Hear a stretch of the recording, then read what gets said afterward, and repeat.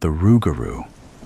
Raylan Stone was installing a strut on a Toyota when I burst into the Texaco station.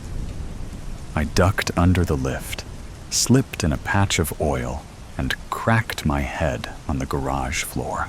Mais la, Delilah Jane, are you pining for a concussion? The handsome Cajun scooped me up and set me on a stack of tires.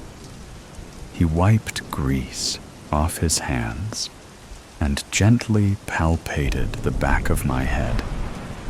You're not bleeding, Cher, but there's a lump. You might have cracked your skull. Holding my throbbing head, I mumbled, I'm just dizzy. Why'd you bust in here like a rabid wolf was after you? Lucinda's missing. Lucinda Defoe? Isn't she your cousin? Yeah? Her foster mom said she didn't come home from the roller rink last night. That teenager's wild as a colt. This ain't the first time she's run off.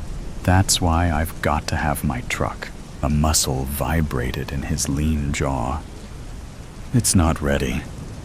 Baton Rouge ain't bringing the new radiator until tomorrow. Then let me borrow something. Antoinette thinks that Mississippi River pirates got her. He threw back his head and laughed. Antoinette watches too much television. She swore that a UFO beamed Lucinda to Mars last year.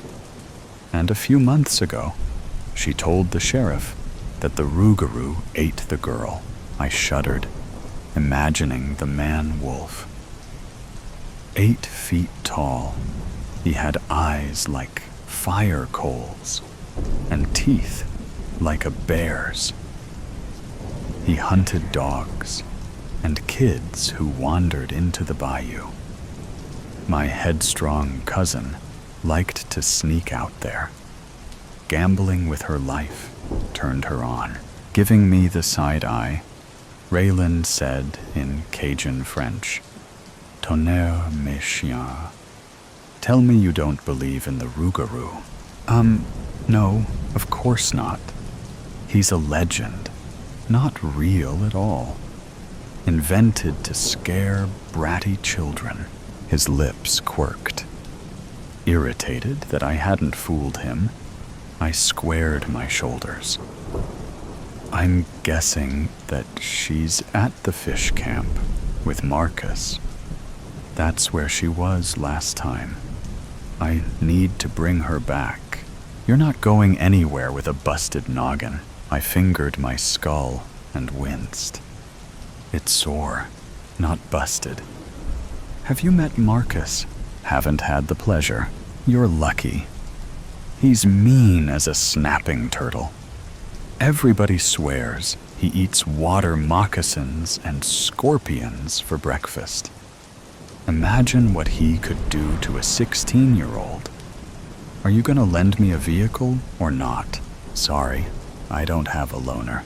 Muttering, I shoved myself off the tires and bumped into his hard chest. Steadying me, he smoothed a curl off my forehead.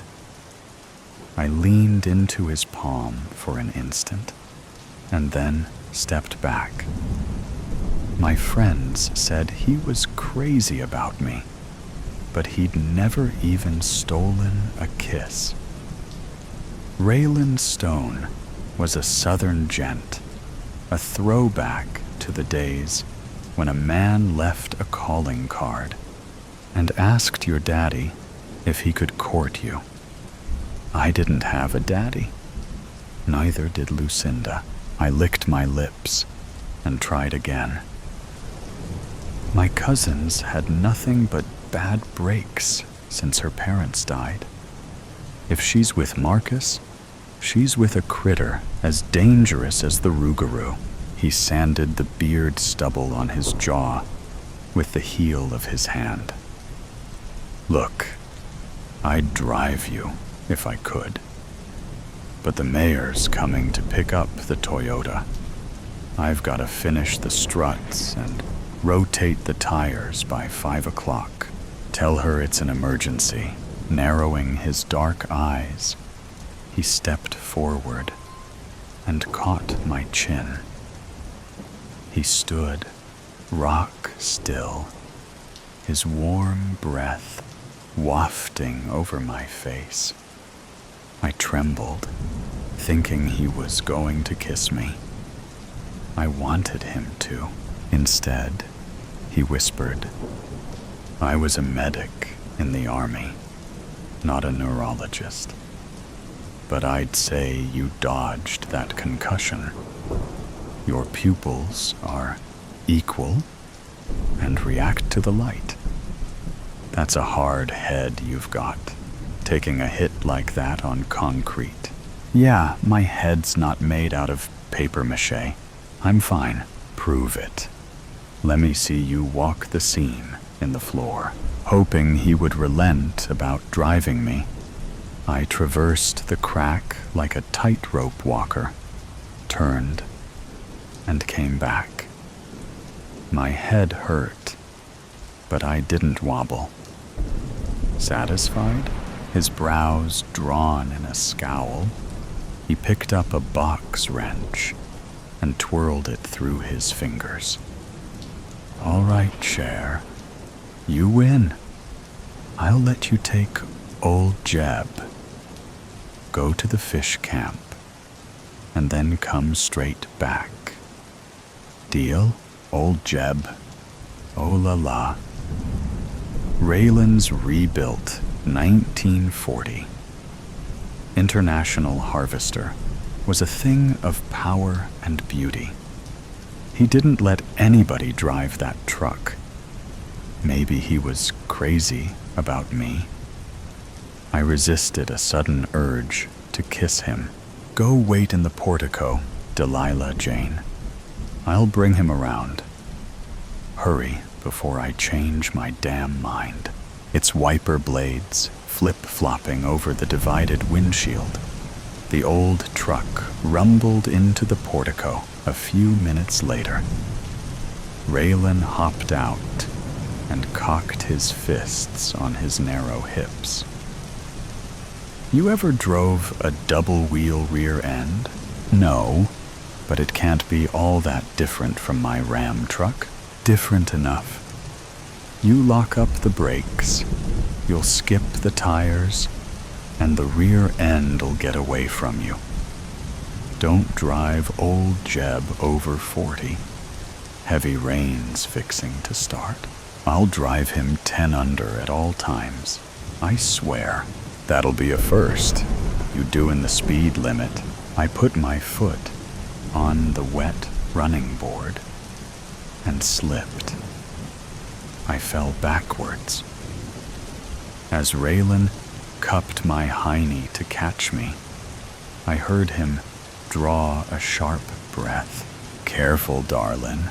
It's slippery when wet." Dieu. He slid his hands to my waist and boosted me onto the seat. I stole a look in the rearview mirror. Red cheeks, lawsy, an impish twinkle in his eyes. He said, "I dropped a green diamond 214 cubic inch engine into old Jeb last month. Feel the vibration? That calfskin seat's kind of tickly, ain't it?" Yes, the engine was vibrating a place I'd never admit to in 1,000 years. Or maybe it was a visceral memory of Raylan's hands on my tail. Oh la la, with hot pepper on top. The engine ain't broke in yet, so keep an eye on the tachometer as you run through the gears. Don't rev him up, you hear? I'll treat him like a baby possum." He snorted and shook his head. "You don't have to go that far. Hey, let me adjust the rearview mirror for you. The dang thing likes to stick." As he leaned across me, his fingertips skimmed my thigh. He turned his head and gazed at me for several breathless seconds. I saw a muscle throb in his cheek and heat flash in his eyes. He positioned the mirror and stood back.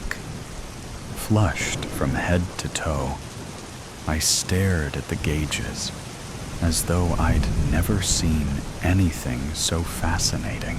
Okay, see if Lucinda's out there, and then head straight back here. If she ain't at the fish camp, the sheriff can send the Cajun Navy after Antoinette's river pirates. I chuckled as he shut the door. Cranking the window down, I was about to wisecrack that he looked like a daddy sending his truck off to kindergarten. But he gazed at me with such solemnity that the words died in my throat. Watch your back, darlin'. I don't believe in your rougarou.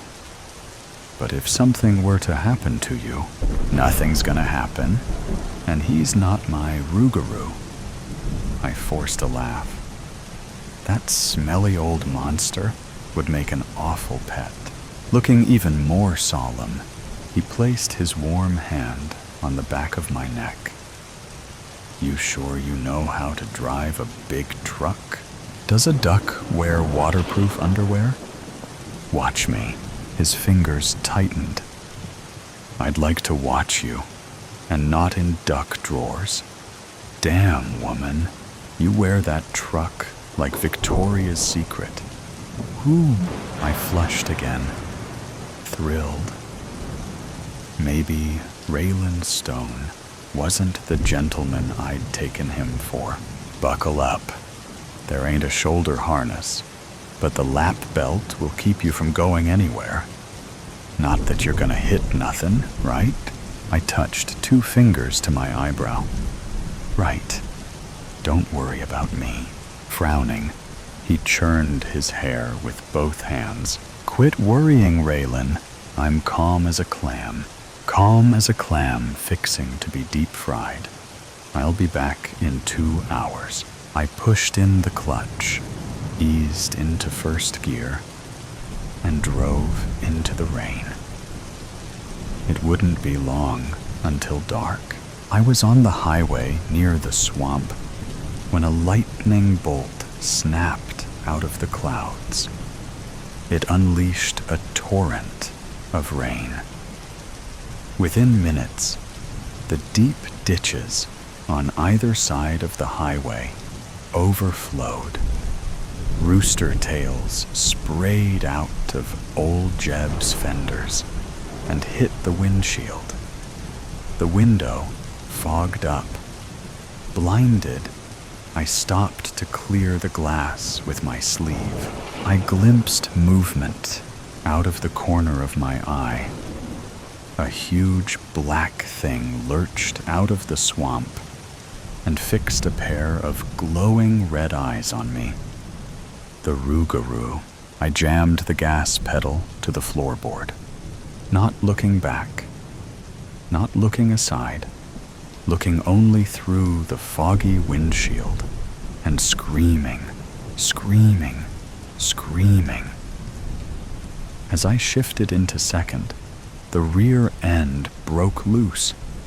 I jerked the wheel in the direction of the skid and felt the truck catch up.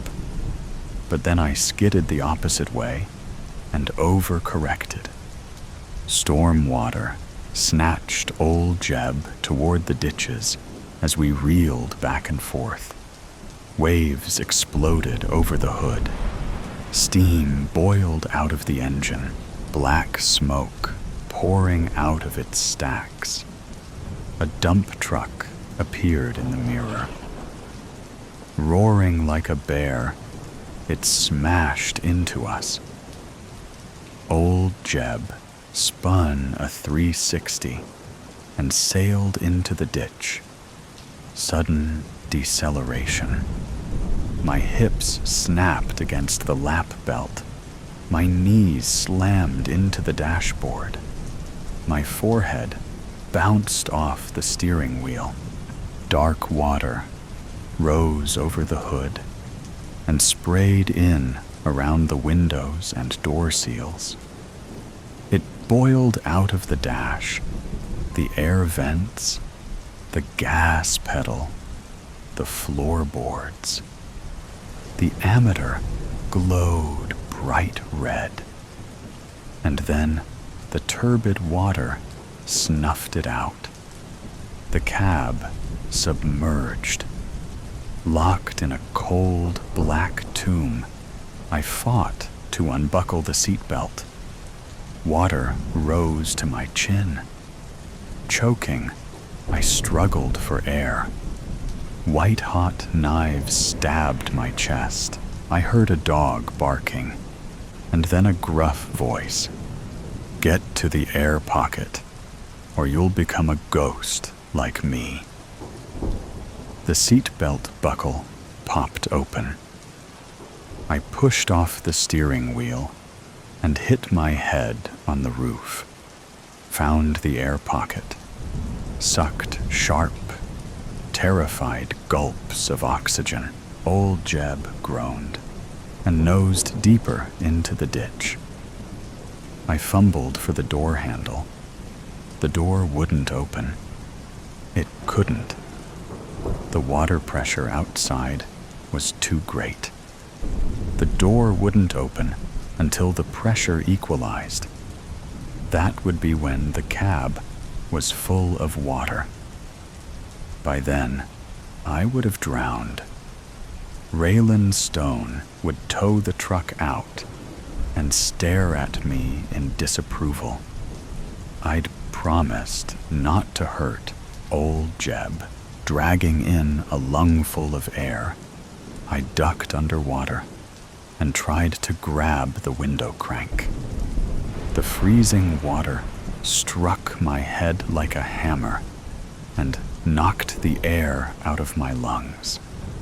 I caromed to the ceiling and hit my head. I can't do it. It's too deep. It's too cold. I can't get out. I'm gonna die. Something appeared in the darkness.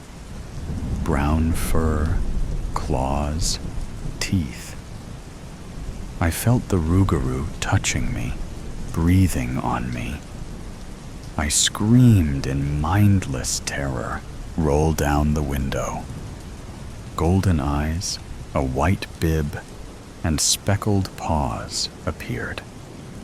It was the little brown dog that I'd lost to the rougarou when I was 5. Barks pushed my head underwater and guided my frozen hand to the crank. Together, we rolled the window down. "Get out, Delilah Jane. Go." My face hit the ditch bank. It was too close, choking off escape. I was underwater. My lungs burned. I had to take a breath. If I did, I would drown. If I didn't, I would suffocate. I would die no matter what I did. "I'm gonna bite you." Sudden, sharp pain in my butt. I spasmed, twisted, heard my scream carry away my last breath. My head broke out of the water. I clawed the bank, shoved my feet against the truck, and crawled onto the flooded road. Coughed, sucked cold wind. Where was my dog? The rain stopped, as though someone had flipped a switch. Low in the northeast, the wolf moon was waxing full. Tonight, the rougarou would reach his zenith of power. Its diesel engine roaring, the dump truck crested the hill. Tires squalled, and a shadow rushed at me. I saw the head of a wolf mounted on the massive, black-furred body of a man. I turned to run. The rougarou stabbed my back with his claws and sank his canines into my neck. Sterile white room. White blanket trapping my legs. Panicked, I started kicking. Calm down, Delilah Jane. Look at me, gripping my shoulder. Raylan Stone stroked my cheek. His shirt bore a picture of a diesel truck and a caption, "Black smoke, don't mean it's broke." I visualized the dump truck in my mirror, smoke billowing from the stacks. "Don't let it get me." "Shh, baby. You're in the emergency room. Nothing's gonna get you, darling." But a frightening kaleidoscope whirled in my mind. Lucinda was inside the submerged truck. As I struggled to free her, the rougarou surfaced from the dark water and tore out her throat. I screamed and screamed. I heard Raylan's low-voiced command. "Open your eyes, Cher. It's just a dream. That's all it is. You got a concussion when you smacked your head in the garage. The rougarou's killing my cousin." "No." The sheriff picked her up at the fish camp. "You had a bad dream, baby. Just a bad dream. It's over." I covered my face and wept. The mechanic gathered me into his arms and began humming a Cajun melody, his vibrato flowing in rich, warm waves out of his chest into mine. As I settled into him, he whispered, "I won't let anything happen to you. I swear. You're safe, love. Safe." He cradled me in his left arm and gently pushed the hair out of my eyes. Cut like banjo strings, his powerful arms were colored in ink. Tattooed on his right wrist was a knife, twin arrows, and "De oppresso liber." Is that Latin? Shh, don't talk. But I needed to make sure I was alive, that what I was seeing was real, that I wasn't dreaming anymore. I touched his wrist, warm and strong, pulsing, real. I traced my finger over the tattoo and felt him tremble. "What's the tattoo for, Raylan?" "It's the Special Forces crest. From oppression, we will liberate them." Like he'd liberated me from the nightmare. So I didn't wreck old Jeb? His eyebrows shot up like question marks. "I don't let anybody drive my truck." "Oh, wait, you drove him in your dream." Heaving a shaky sigh, I laced my fingers through his. It was so real, so awful. "Will you take me home?" "Later, darling. We're gonna stay and keep you awake." Concussion protocol. His eyes twinkling, his lips quirked in the mischievous grin I was beginning to love. "The next time you come sliding into my garage, I'll outfit you with a crash helmet." Smiling, I snuggled into his arms.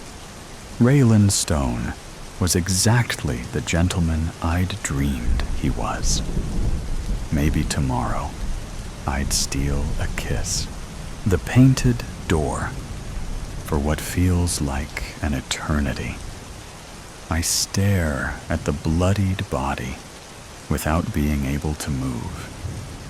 It's sprawled at my feet, limbs flung wide open, limp, each arm and leg pointing in a different direction on the filthy cobblestone ground of the tiny, walled, dark and abandoned courtyard.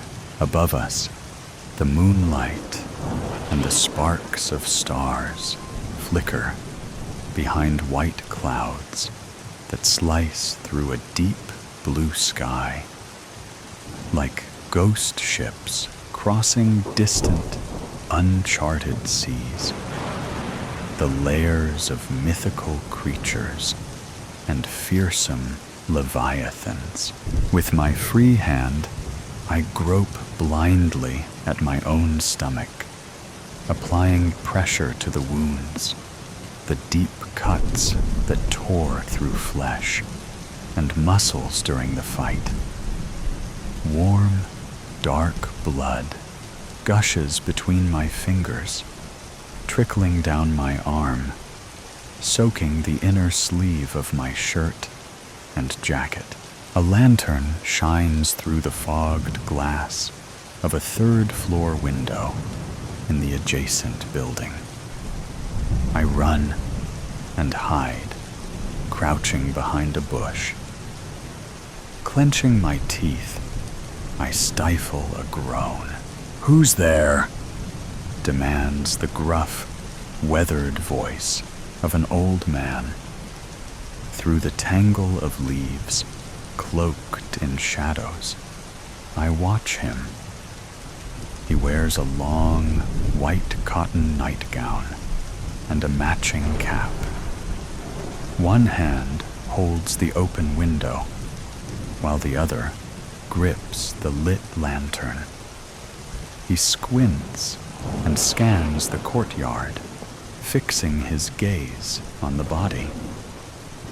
Hey, you degenerate drunkard. Go die somewhere else, Satan. Shoo, shoo. He yells like this for a minute or two, then grunts, mutters a curse, shuts the window, and disappears along with the light inside the room. I lift my head and look around, peering through one of the gaps in the ancient stone wall into the street. Seeing no one, I seize the opportunity to leave the scene. I rise, pull myself over the wall, and slip into the narrow, winding cobblestone streets. I try to move quickly, but quietly. I fail at both. The wound slows me down, saps my strength, the precision of my movements, and wherever I pass, I catch the attention of horses tied to posts or hitched to carriages, and dogs guarding gardens and courtyards. The former neigh and snort, the latter bark, bare their teeth, and growl behind fences, stone walls, or the iron bars of gates. The streets are deserted, except for the animals, silent save for their sounds, the gusts of wind, the rustling of leaves, the creak of hinges on lonely shop, and tavern signs swaying in the dim light. Of the lanterns hanging from sparsely spaced posts along the paths, only a few remain lit. I regret coming on foot, but at the same time, I know I had no choice. I couldn't risk having the coachman as a witness, and driving my own carriage alone would have raised too many suspicions. A rider draws far more attention than a man on foot. A man can move unnoticed, can hide at the first sign of danger, can leap over walls and slip through courtyards unseen, can climb walls and travel across rooftops. After a while, I stop feeling my legs, stop perceiving their movement. Despite my thick, fine clothes, I feel a terrible cold creeping up my spine, stabbing beneath my ribs, filling my chest and guts with dread. I collapse on my knees beside a wall and sit with my back against it in a dark alley, sheltered by shadows, trash, and foul smells. Just a minute, I think. I only need a minute if I allow myself 1 or 100. I can't say. But I wake startled when the clamor of sirens and bells reaches my ears. I've been discovered. They're after me. I bury the fingers of my free hand in the crevices of the wall, between the stones, and pull myself back onto my feet. I resume dragging myself forward, attempting to run. I stagger in zigzags, stumble and nearly fall, collide with posts, carriages, empty stakes, and walls, yet press on, one street at a time and one turn at a time, choosing the most crooked and darkest paths, cutting through back alleys, narrow lanes, and forgotten open courtyards. The dreadful symphony of the pursuit never seems far, but also doesn't gain on me as much as I fear. It follows me closely, always keeping the same distance, as if it were holding back for now. It is a macabre, inhuman sound, seemingly coming from nowhere and everywhere at once. I am about to turn a corner when I see the light, unlike any other I have ever encountered. It is not yellow or orange like the light of fire or lanterns. It is white, pulsating, alive, like sunlight itself. I stop, leaning against the wall of a building, mesmerized. The light crawls over the cobblestones like a living thing, formless and boundless. As it approaches, the colors of the lanterns, the animals, the stones, the ground, the walls, everything it is about to touch, fade away. It is as if the light is absorbing these colors, transforming objects into pencil sketches on white paper, like the ones I make before transferring my drawings in color to the canvases that I exchange for prestige, privilege, and fortune. Then the light swallows them, sucks up the colorless drafts as well, consumes them as if it were an immense, infinite mouth. The mouth of God, reclaiming into cosmic oblivion the living and the dead of this world. Behind the blinding curtain, the world disappears, ceasing to exist in a way that defies both physics and human intellect. Slowly, the light moves forward, a white void, smooth and shapeless, transforming what once was into nothingness. It is at that moment that the bells and sirens grow louder and closer, unbearably near. I look around and then start running again. I cross the intersection, with the light devouring the finite world to my right, and follow the street perpendicular to its advance. In a desperate attempt to lose my pursuers, I turn corners at random, sometimes left, sometimes right, zigzagging northward. My twists and turns are not always aimless. At times, I am forced to turn here and there, or backtrack when the wall of light appears just a few steps ahead of me, burning my eyes and rushing to envelop me. I shield my face behind my free hand and dive into the first available path to the right or left, or pivot on my heels and retrace my steps to the previous crossroads. Thus, I conquer the paved streets and the dirt roads, crossing the mile-long stretch that separates the town from my private hill and the mansion crowning it.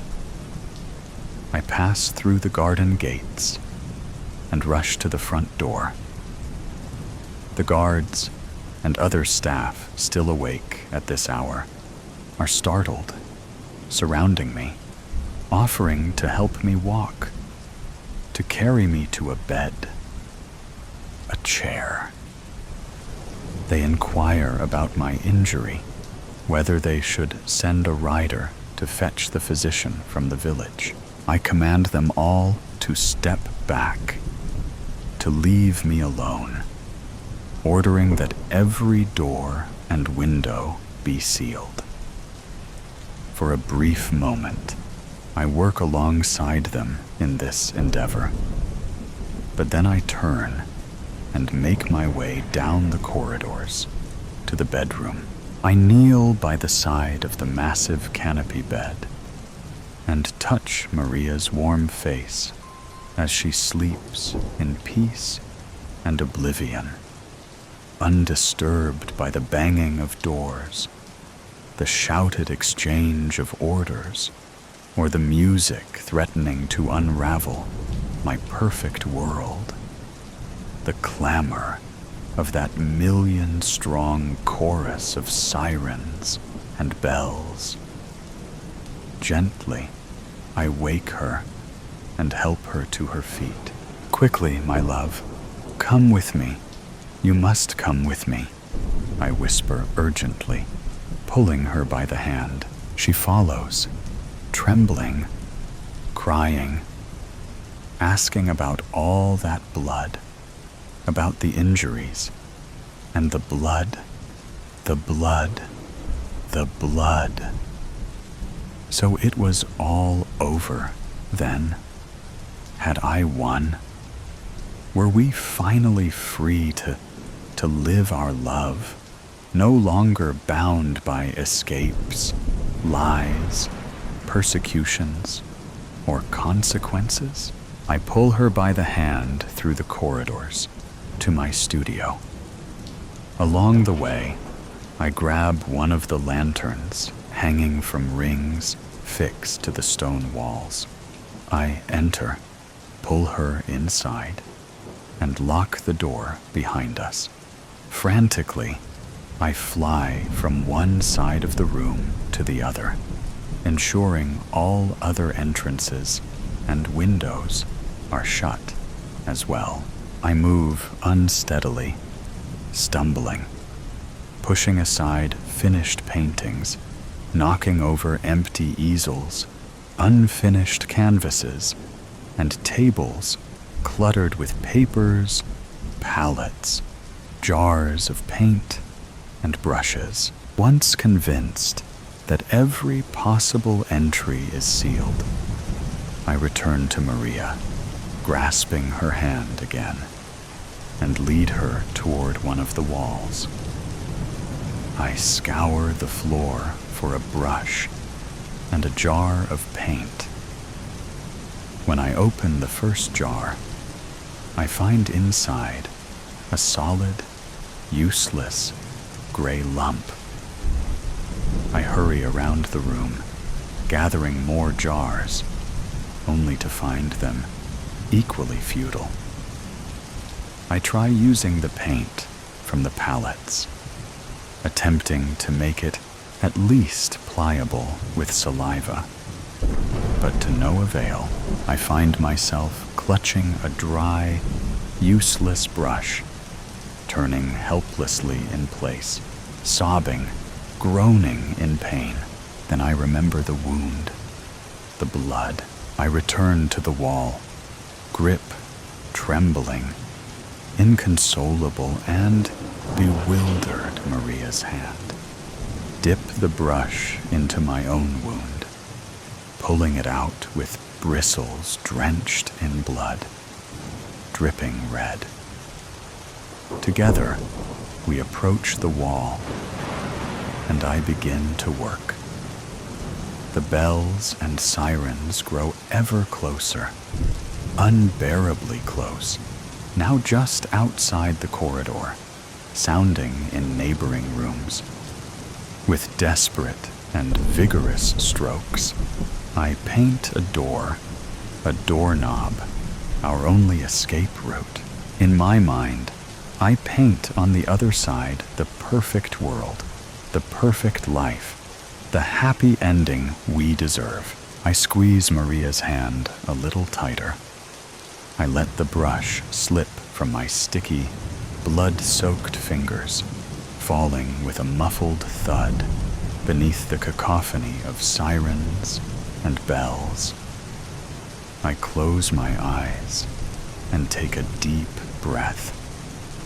With my free hand, I reach toward the doorknob and grasp nothing. No, this can't be. I open my eyes and try again, this time keeping them wide open. Around us, the bells and sirens engulf the world, drowning out every other sound and voice. I try to scream, but no sound comes out. I look around, over my shoulder. From every corner of the studio, through the cracks in the windows and doors, the white, deadly light, that devouring force, seeps into the room. It stretches through gaps between boards and under the passages, swallowing colors, easels, brushes, canvases, and loose sheets of paper. I turn to Maria for one last embrace, but there is no time to know if the movement is completed or if the light is faster, extinguishing us before our farewell can come to fruition. I wake up with my head pounding, the bells and sirens exploding within my temples, and then the music begins to make sense. It sounds familiar, and I realize it is not composed of actual bells or sirens. Blindly, I stretch my arm to the side, fumbling for my phone on the nightstand, and turn off the alarm. I squint at the blinding white light of the sun streaming through the window of my small room, at the foot of my bed. Instinctively, still shrouded in the fog of dreams, I touch my stomach, searching for wounds, only to find it unscathed. Afterward, I get up, wait for the occupant of room 23 to finish their shower, take mine, get dressed, fill my travel mug with coffee in the kitchen on the ground floor of the pension, and rush to the bus stop a block away. Exactly at 7:45 a.m., I knock on the side door of the cafe where I work, located in the food court on the second floor of the Central Mall. William, the grumpy and bald manager, lets me in with a scowl and a grunt. I promptly put on my apron over my uniform, wear my cap, and take up my position. By 8:00 a.m., we are open and running full steam. At 8:17 a.m., Maria arrives. My sweet, small, slender, blonde, and gentle Maria with blue eyes. It's Thursday, and as usual, she is accompanied by her husband. He looks different in 21st century clothes, free of blood, with both eyes intact and without fatal gashes across his neck. They hold hands as they stand in line. At 8:22 a.m., they are in front of me, smiling and politely placing their order while they speak and smile, and I absent-mindedly jot down their requests. I see through the space between their bodies and heads, across the food court, into the art studio on the other side. At once, even from that distance, my eyes find the painting that captivated me 3 days ago. Among the dozens of canvases and easels displayed in the windows, a couple holding hands before a door painted on a wall. The man, clearly a celebrated artist from the 18th or 19th century, still clutching a brush wet with paint. And the door. That door. That door. And that freedom. And that door.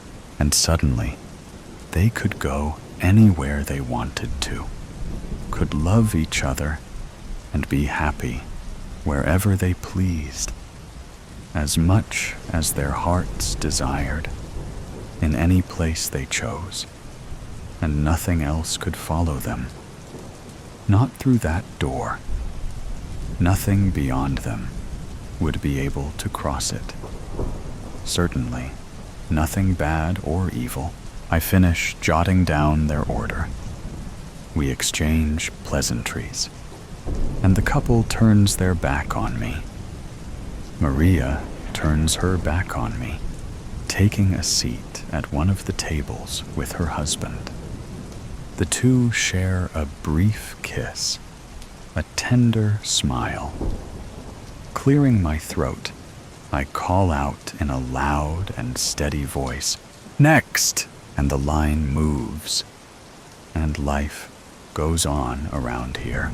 When the world went gray, joy, happiness, life, creation, the spark of beginning, the heartbeat of earth itself, the endless manifestation of color and beauty and light, blossoming, growing, unfurling into something infinite.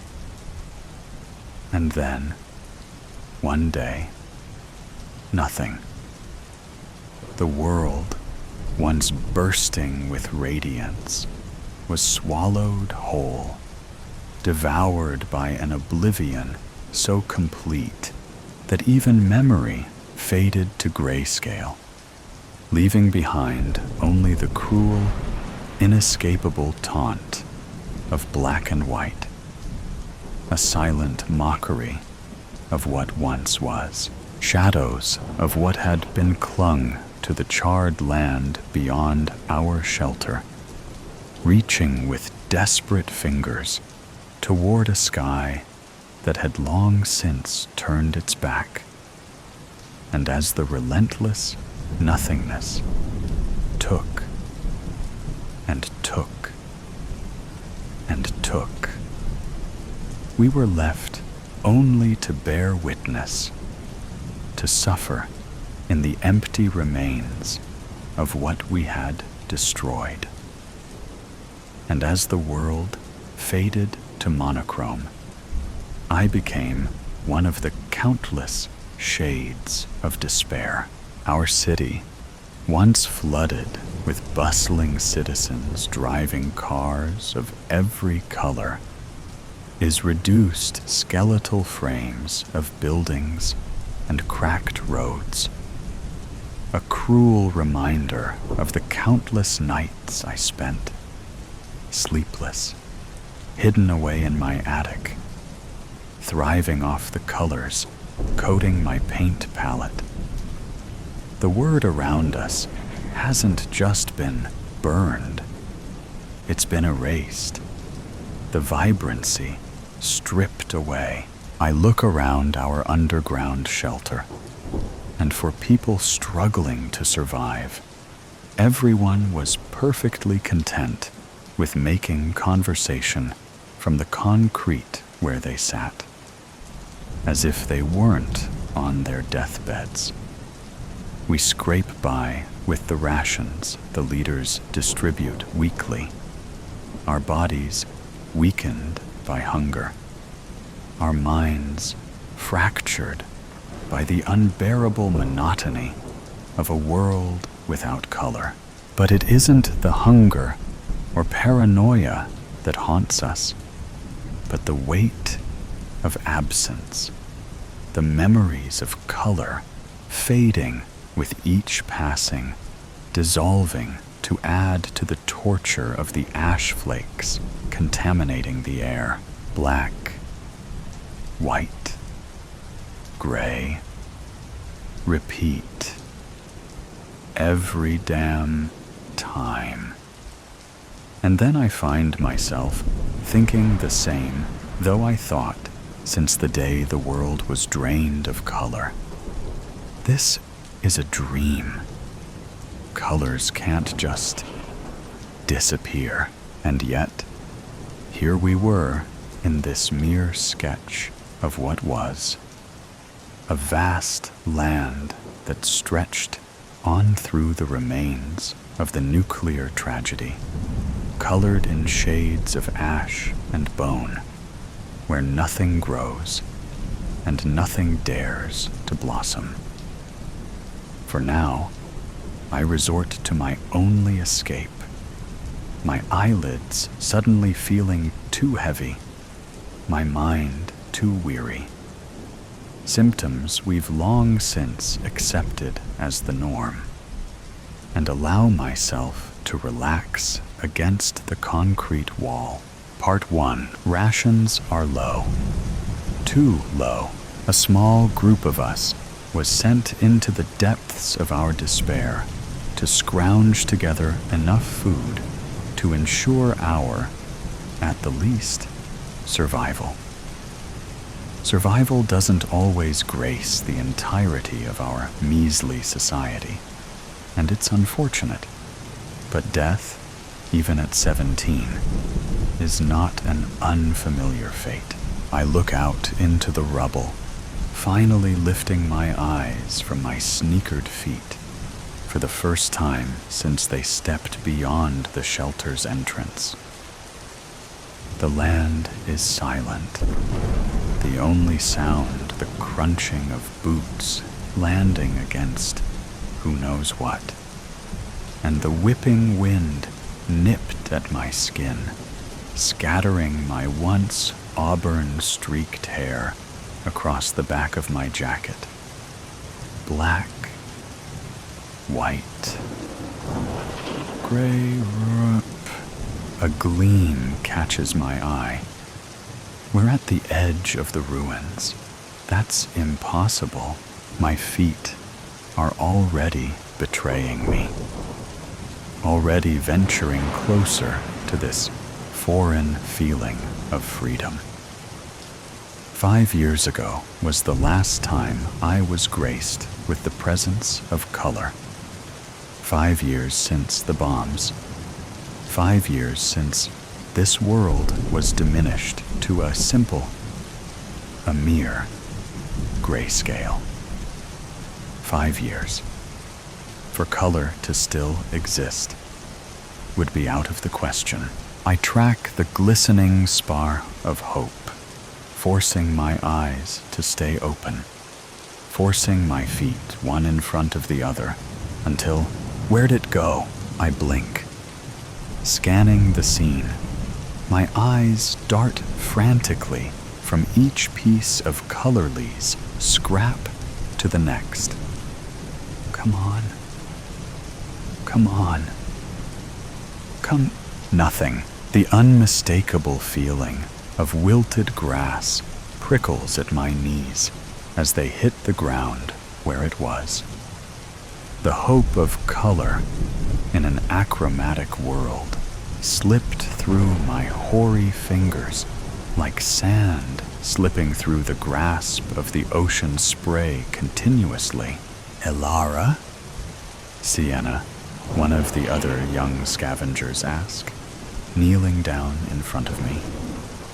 You okay? I blink back tears I didn't know were welling, forcing composure I don't have, even as I feel the feather-light touch of Sienna's hand on my shoulder. I know I can tell Sienna the truth. She did take me in after the bombs killed my parents, but to burden her would be to break myself in the process. Yeah.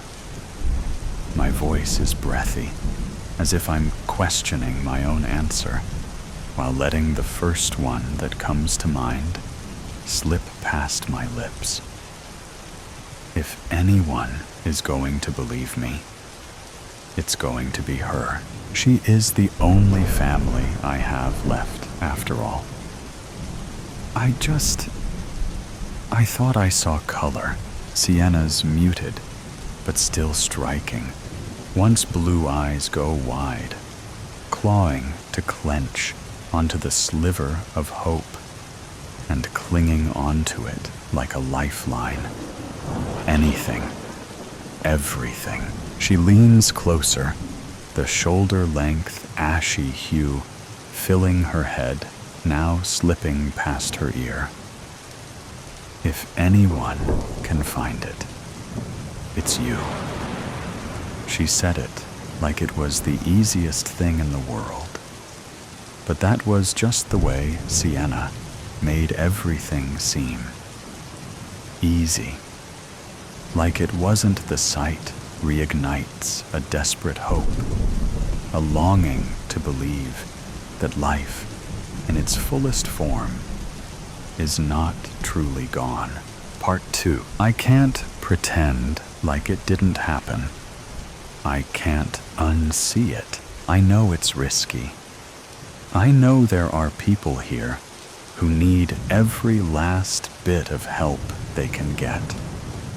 But if there's a better, beautifully vivid world out there, inching to be found, it needs to be found. So here I am, in the thick, inky embrace of the dead of night, my fingers curling tightly around the worn, chilled rungs of the ladder that stretches upward like a fragile, rust-bitten bridge to a world I have long since sworn, with every fiber of my being, to unravel, to tear apart piece by piece if that's what it takes, all in pursuit of that elusive, flickering glint, something small, something distant, something that once dared to catch and hold the fleeting light of a bleached and weary sun.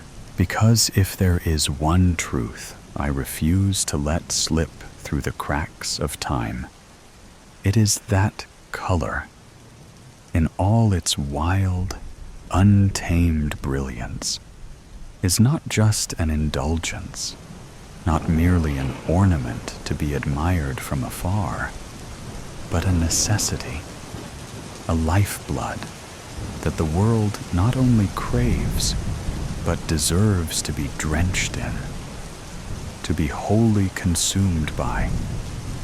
And if it is within my grasp to bring it back, to pry it from the hands of whatever force dares to smother it. Then I will chase it, seize it, and deliver it without hesitation, no matter the cost.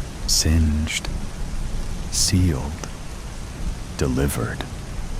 Address: a monochrome world once called Earth, surrounded by rubble. I step out into the spotted sky and let the chill of a rare wind smack me right in the face, a stark contrast to the warmth seeping across my chest. I shake my head at myself and how I utterly disregarded the warnings of the other survivors, and so effortlessly snuck out of the security of our shelter into the wasteland so eagerly. I glance around the land stretched out before me, waste crowding the ground and ashes polluting the air, and I swear the hues of gray, now illuminated by stars and a moon, that appeared as dots and a waning semicircle, were darker than black, everything meshing with the ink-stained sky. I will find it. I'll find it. If it kills me, I will. Then, just beyond the endless stretch of night, a shimmer, the faintest trace of warmth against the cold monotony. It's real, I murmur, though no one is around to overhear. It has to be. Part 3. I walk for hours, and it still feels like I've gone nowhere. I'm still surrounded by the gray void, still surrounded by remains of a better life, and still with the shimmering speck of hope before me, not stopping. The landscape is an endless graveyard of the past.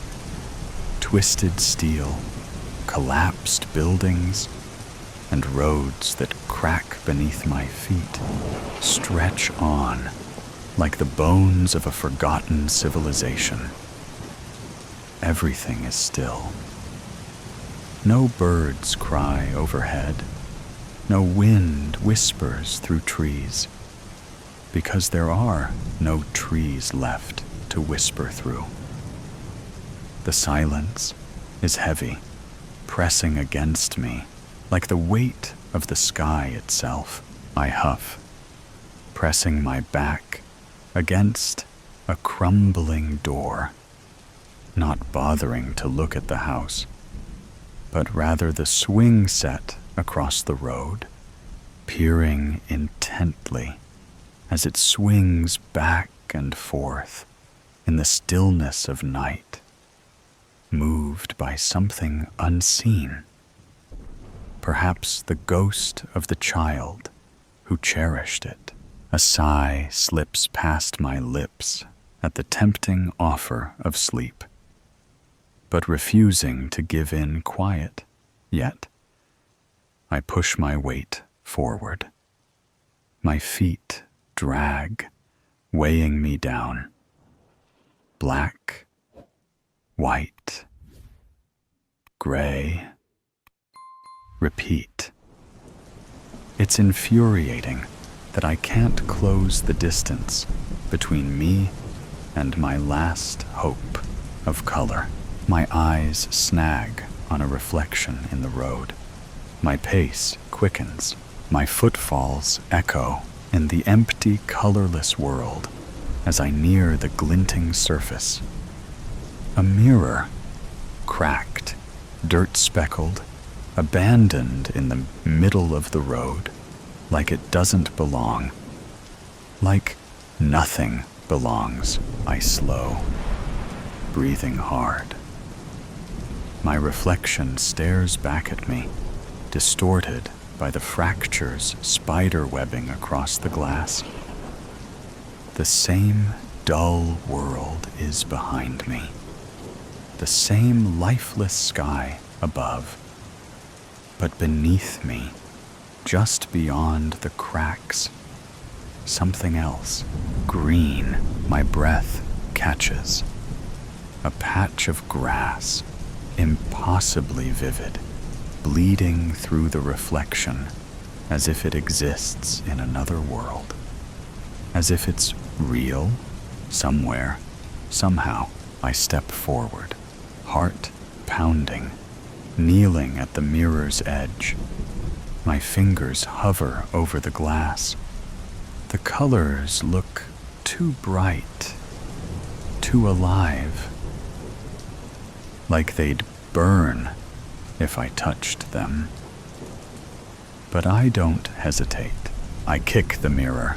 It shatters under my heel with a sharp, crystalline crack. Splinters of glass scatter across the road, glinting like stars in the empty light. I brace myself for something, anything.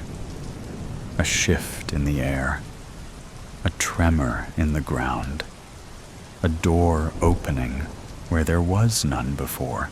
But when I look down, the green is gone, just shards of broken glass, catching the darkened sky in their edges.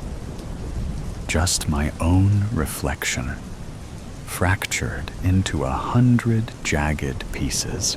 I lurch forward, scraping at the road where the mirror used to be. Nothing. No hidden portal. No sliver of color left behind. My hands shake. Tears, clear wetness, drip down my cheeks in slowed fashion. My breathing comes in clipped gasps.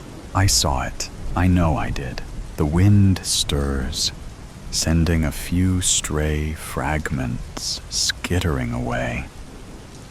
I watch them disappear down the road, swallowed by the nothingness stretching endlessly ahead. And then I keep walking, pushing harder, further, relentless. Part 4. I refuse to let myself stop. I won't. I can't. Not if I want any chance at finding the color I've recklessly craved. My eyes follow the path I left in the dust, the sun rising higher in the sky. And then, thunk, the ground hits me before I can brace for it. Pain shoots through my skull in sharp, electric volts. I glance up, dazed, and see the thick trunk of the tree I just slammed into. Its rough bark pressing into my chest, pinning me to the earth. I wince, trying to push myself up, but my head swims with dizziness. The tree stands tall, towering over me like an ancient sentinel, its branches casting long shadows in the early morning light. I can feel its strength, as if it's mocking my weakness, daring me to rise again. I press my palms to the ground, leaves crunching beneath them, and accept this tree's challenge. The rough earth presses against my skin, grounding me in this moment, daring me to rise. A chill runs through my spine as I push myself up, dirt clinging to my fingertips. The air is thick, damp, charged with something unseen but undeniable. Prepared to confront the tree, I stand to my feet and ball my fists, the tension in my body coiling like a spring. I'm ready. My knuckles tighten, breath steadying, until a sharp, almost imperceptible sting pricks at my palm. Crunch. My hand flattens instinctively, fingers twitching as I feel the sensation spread. The leaves, crisp and brittle, stick to my skin like they belong there. A brief annoyance flickers through me, and I almost brush them off without a second thought, until something stops me cold. The color, not gray, not black, not the dry, lifeless husks of darkness. These leaves are green. It's faint, fading, dying, but it's there. The realization steals the breath from my lungs. Green here, among the decay. Color still exists, but it is fading. The world is not truly black and white. It is dying in slow motion. The nuclear bombs did not erase color. It severed life's connection to it, leaving only those who remember it to witness its vanishing. A smirk, one I haven't worn since the day of the bombs, breaks across my lips. It all makes sense. I have to find the color. I have to find the, what about everyone else? What about Sienna? I cut myself off, bending to gather a handful of dull leaves from the ground. Sienna would want this. If anyone can find it, it's you. My grip on the leaves tightens, as if I can hold on to her words, onto her, for guidance, like I always have. And I intend to do just that. One step. For hope, another. For faith, 2 steps. For a new life, another.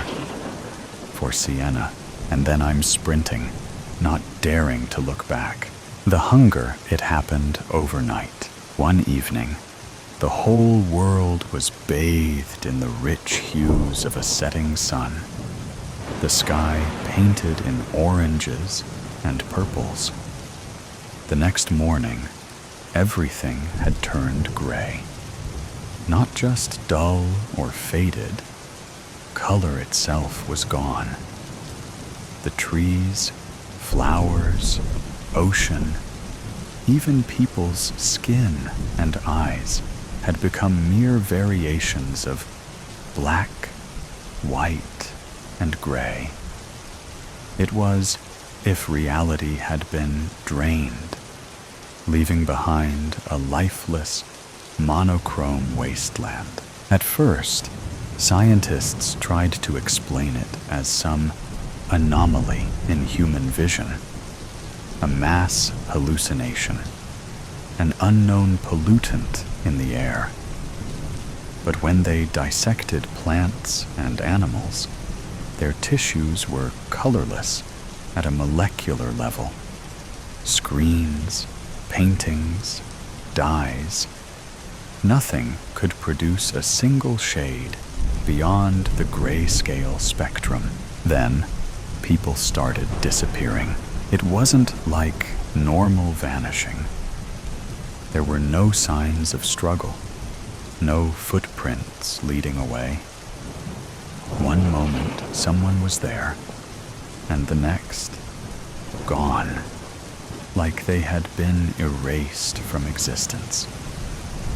The only thing left behind was a faint, smudged shadow on the ground, as though they had begun to dissolve before vanishing entirely. Escher had been watching it happen for weeks. He kept a notebook where he marked every missing person in his town, tracking patterns, trying to make sense of it all. At first, the patterns were unclear. Just a slow trickle of missing people.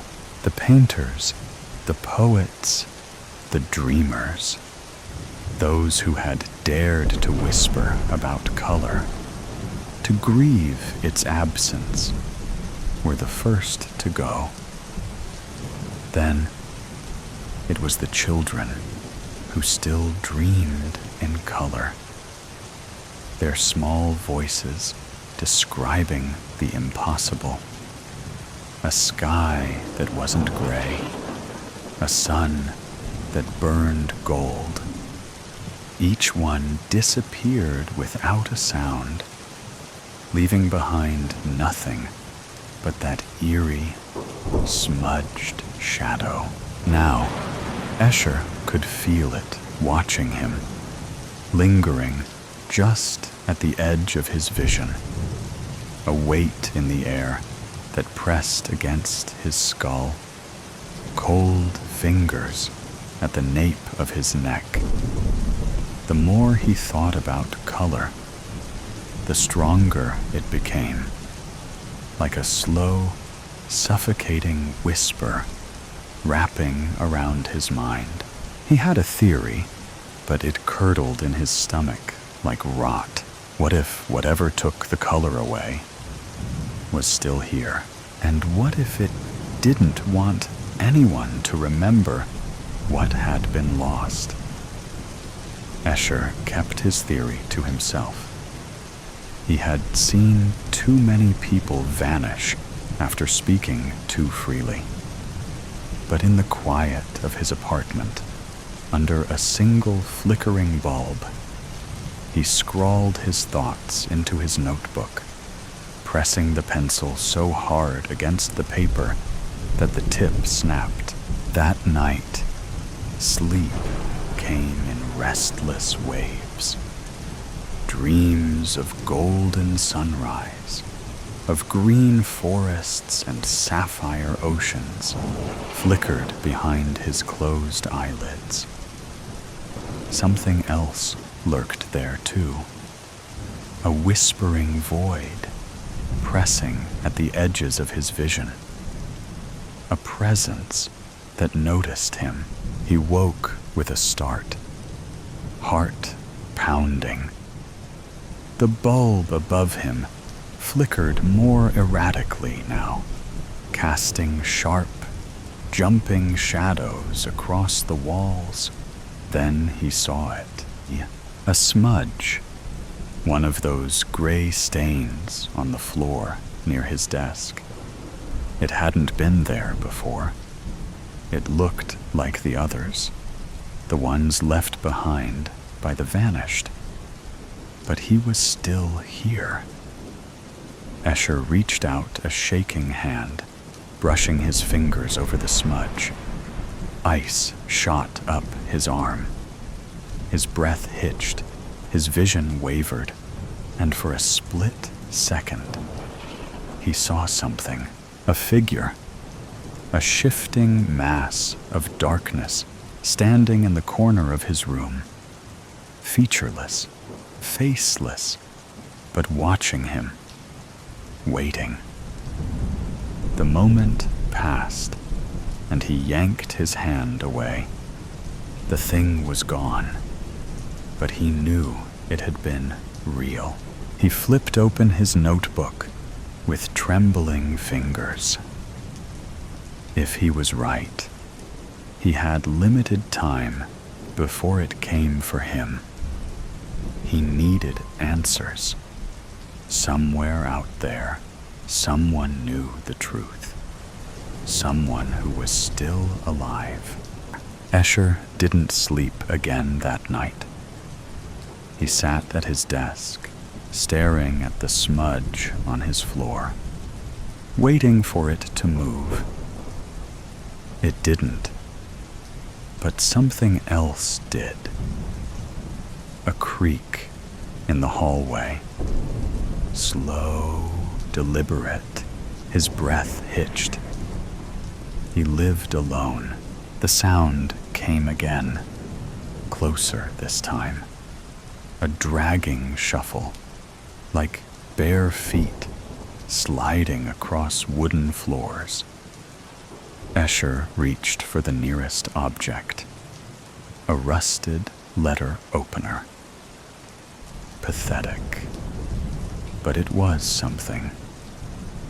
He moved toward the door, silent, his pulse slamming against his ribs. He pressed his ear against the wood. Nothing. Then a whisper. Not words, just a sound. Something wrong. Like wind whistling through hollow bones. Escher yanked the door open. The hallway was empty, but the walls weren't. Long, uneven handprints streaked the wallpaper, dragging downward, as if something had clawed its way along. The air was thick, pressing, like he had stepped into a vacuum where sound and light had begun to fold in on themselves. Then he noticed the door at the end of the hall. Apartment 203. No one had lived there for months, but now it was open. A sliver of darkness yawned beyond the threshold, impossibly black, deeper than shadow. Something was inside, watching, waiting. Fingers slowly emerged from the darkness, wrapping around the edge of the door, not quite human. Too long, too thin, curling around the edge of the door. The skin wasn't just gray. It was wrong, shifting like static, like it wasn't fully real. The fingers twitched. Escher bolted. He didn't stop until he was outside, breath steaming in the cold air. The city was dead silent, buildings looming in their gray-scale monotony. But something had changed. The streetlights flickered, and for the first time since the color vanished, Escher saw something new. In the distance, above the rooftops, high in the night sky, a single, pulsing red light, the first color he had seen in weeks. And deep in his gut, Escher knew. It was calling to him. He had two choices: run the other way and pretend he never saw the red light, or go to it.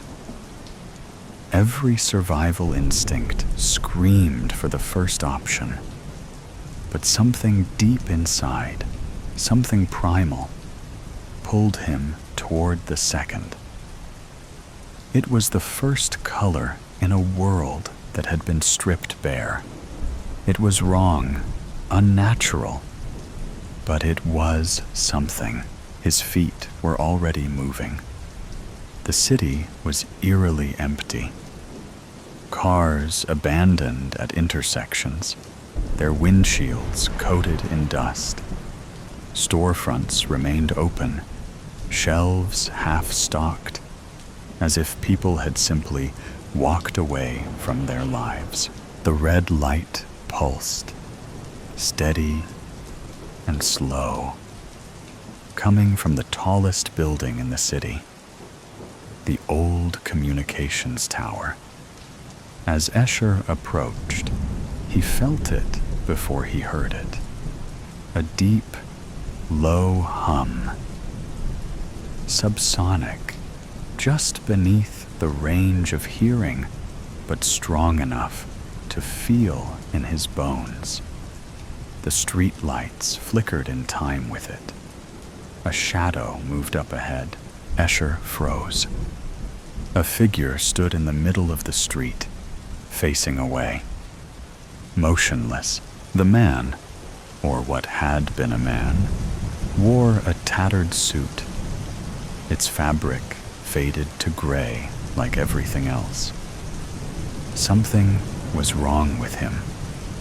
His arms hung too long at his sides, limp and lifeless. His head titled slightly, as if listening to something Escher couldn't hear. And then, slowly, the man's neck snapped back, bending at an impossible angle. His face, Escher sucked in a deep breath. The man's eyes were gone. Just smooth, gray skin where they should have been. His mouth hung open in a silent, gaping O, like something had hollowed him out from the inside. And then, without moving his lips, a whisper slid from his throat. You shouldn't see the color. Escher ran.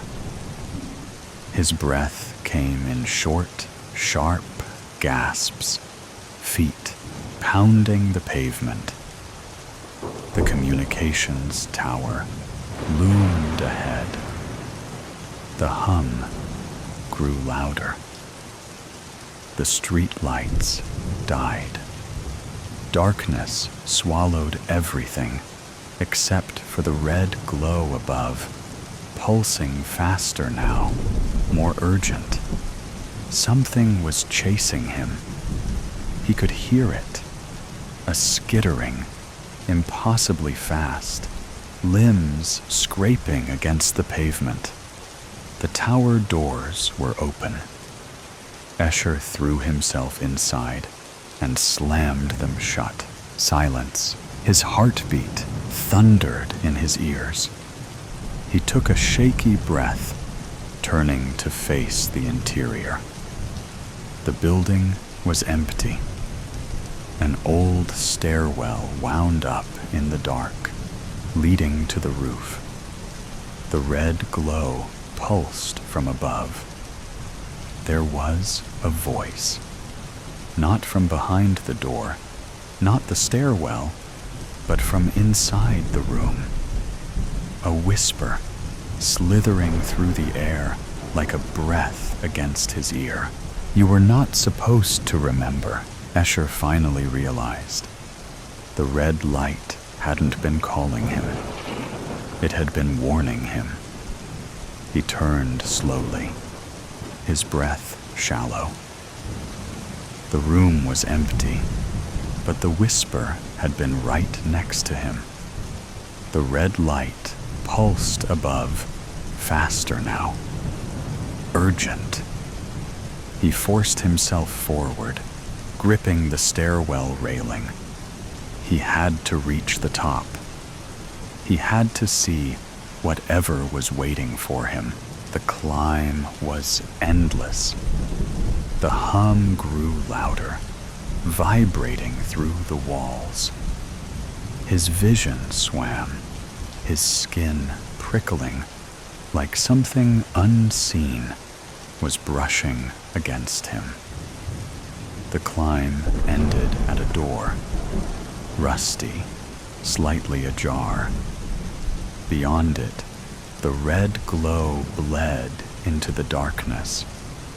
Escher pushed it open. He walked out onto the roof. The city stretched out below, dad and colorless. At the center of it all, perched on the tower's antenna, like a grotesque, broken thing, whatever it was not a machine. It was alive, a shifting, writhing mass. Its surface pulsing with sickly veins of red light.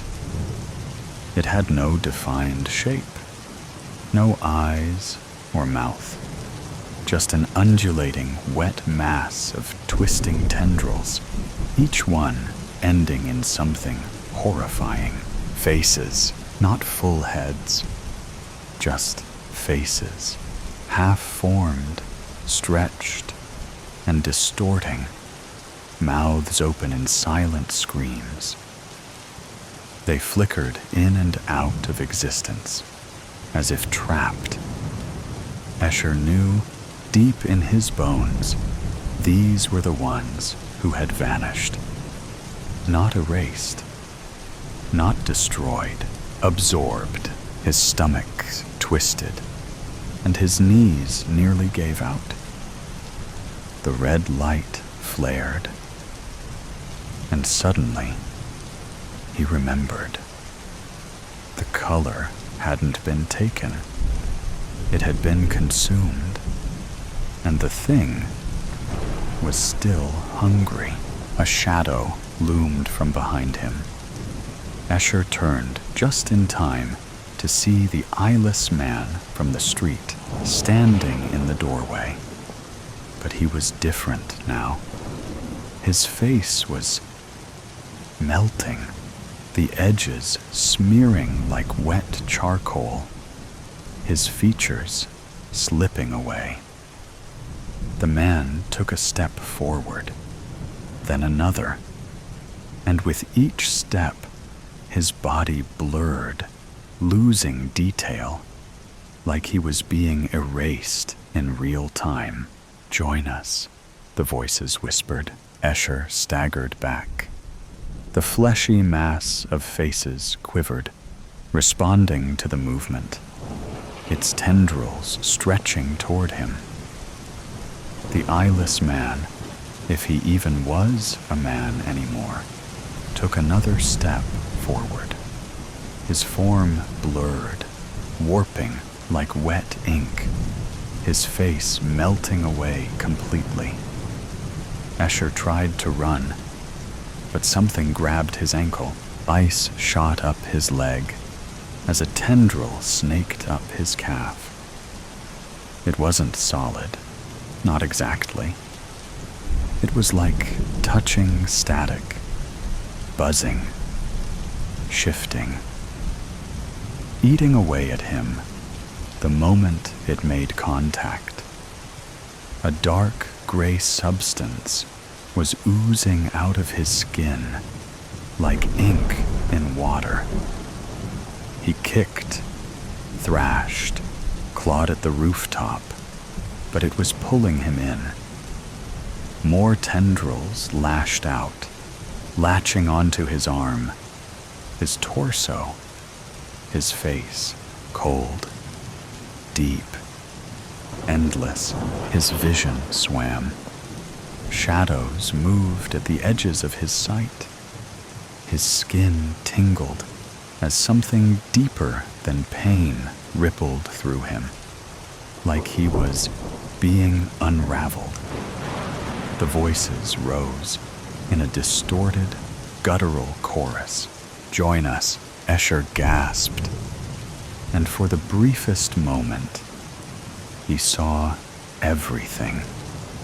Not just the city, not just the rooftop. Beyond, the world before color disappeared, and the thing that had come before that, something vast, endless, watching, waiting. That fleshy thing of faces wasn't the beginning. It was only a fragment of something much worse. The red light pulsed one final time. Then it went out. Silence. Darkness. A whisper rippling through the void. Now we are free. The chromatic drought. Detective Marcus Sine squinted at the fading landscape through his office window. Another day, another shade of gray, lost to whatever this phenomenon was. The sky no longer held its azure expanse, just a flat, pale ceiling hanging lifelessly above a world growing increasingly two-dimensional. 3 more reports of rivers running dry in the Eastern District, Officer Palmer said, dropping a thin file onto Sane's desk. And the hospitals reporting 17 new cases of what they're calling chromatic dehydration. Sine nodded grimly. The medical examiner had shown him the bodies last week. Skin paper-thin, organs collapsed inward, as if someone had extracted not just the water, but the very substance from them. Their eyes, once spherical, had flattened to perfect circles, staring out from faces that resembled pencil sketches more than human remains. Any pattern to where it's spreading? Sine asked, though he already knew the answer. None that makes sense, Palmer replied. It's jumping between neighborhoods, between people who've never met. The only consistent thing is that once it starts in an area, everything there loses dimension within 72 hours. Sine turned away from the window. His own hands seemed less substantial today, the knuckles less pronounced, the veins no longer raised beneath his skin. He'd taken to pressing his palms against solid objects throughout the day, reassuring himself that he could still feel texture, still interact with a 3-dimensional world. What about the library research? He asked. Palmer's expression darkened. Archives are becoming affected. Books are losing their ink, words disappearing from pages even as people try to read them. This was worse than Sane had feared. Knowledge itself was being drained from the world. The river had been the first to go in Westbrook. Once a vibrant blue-green artery cutting through the heart of the city, it had faded to a pale, silvery streak before disappearing entirely, leaving only a shallow depression in the ground where water had flowed for centuries. Sine stood in the dry riverbed, feeling the cracked earth beneath his shoes. It didn't feel like drought. There was no sense of moisture having evaporated. Rather, it was as if the concept of river had been partially erased from reality, leaving behind this ghostly impression. Detective Sine, a woman approached him, her white lab coat nearly indistinguishable from the colorless landscape. Dr. Eliza Tanner, the city's leading physicist, had been studying the phenomenon since its first appearance 3 months ago. The process is accelerating, she said without preamble. We've been measuring the dimensional collapse, and what took weeks in the beginning is now happening in days. How long? Sine asked. Until complete two-dimensionality? For the entire planet? She shrugged, the gesture oddly truncated, as if her shoulders couldn't quite complete their full range of motion. At the current rate, 2 weeks, maybe less. Sine swallowed. And then what? I don't know, Dr. Tanner admitted. But I found something you should see. The university's rare book collection had been moved to a secure facility once the libraries began to empty. Dr. Tanner led Sine through rows of glass cases containing ancient texts, their pages increasingly blank as the phenomenon progressed. Most of our oldest manuscripts are already gone, she explained. But this one is different. She stopped before a small display containing what appeared to be a journal bound in matte black leather. Unlike the other books, whose pages had turned a uniform white, this one's text remained stubbornly visible, though the letters seemed to shift and rearrange themselves whenever Sane tried to focus on them. "It's resisting the effect," Dr. Tanner said. "And more importantly, it appeared in our collection the day the river began to fade. No record of acquisition, no catalog entry. It was simply there." Sign leaned closer. "Can you translate it?" "Portions. It appears to be a record kept by something called the Society of Final Memory. From what I can decipher, they were an ancient order dedicated to preserving knowledge through catastrophic events." Preserving knowledge? But everything's being erased. Dr. Tanner's fingers trembled slightly as she adjusted her glasses. A gesture Sign noticed seemed less three-dimensional than it should have been. "I think they made a mistake," she whispered. "A terrible one." The journal led them to the underground chambers beneath the old cathedral. Sign had never known these catacombs existed, though they appeared to have been built centuries before the church itself. The society maintained outposts throughout the world, Dr. Tanner explained, as they descended the narrow stairs, flashlight beams cutting through dust that hung motionless in the air.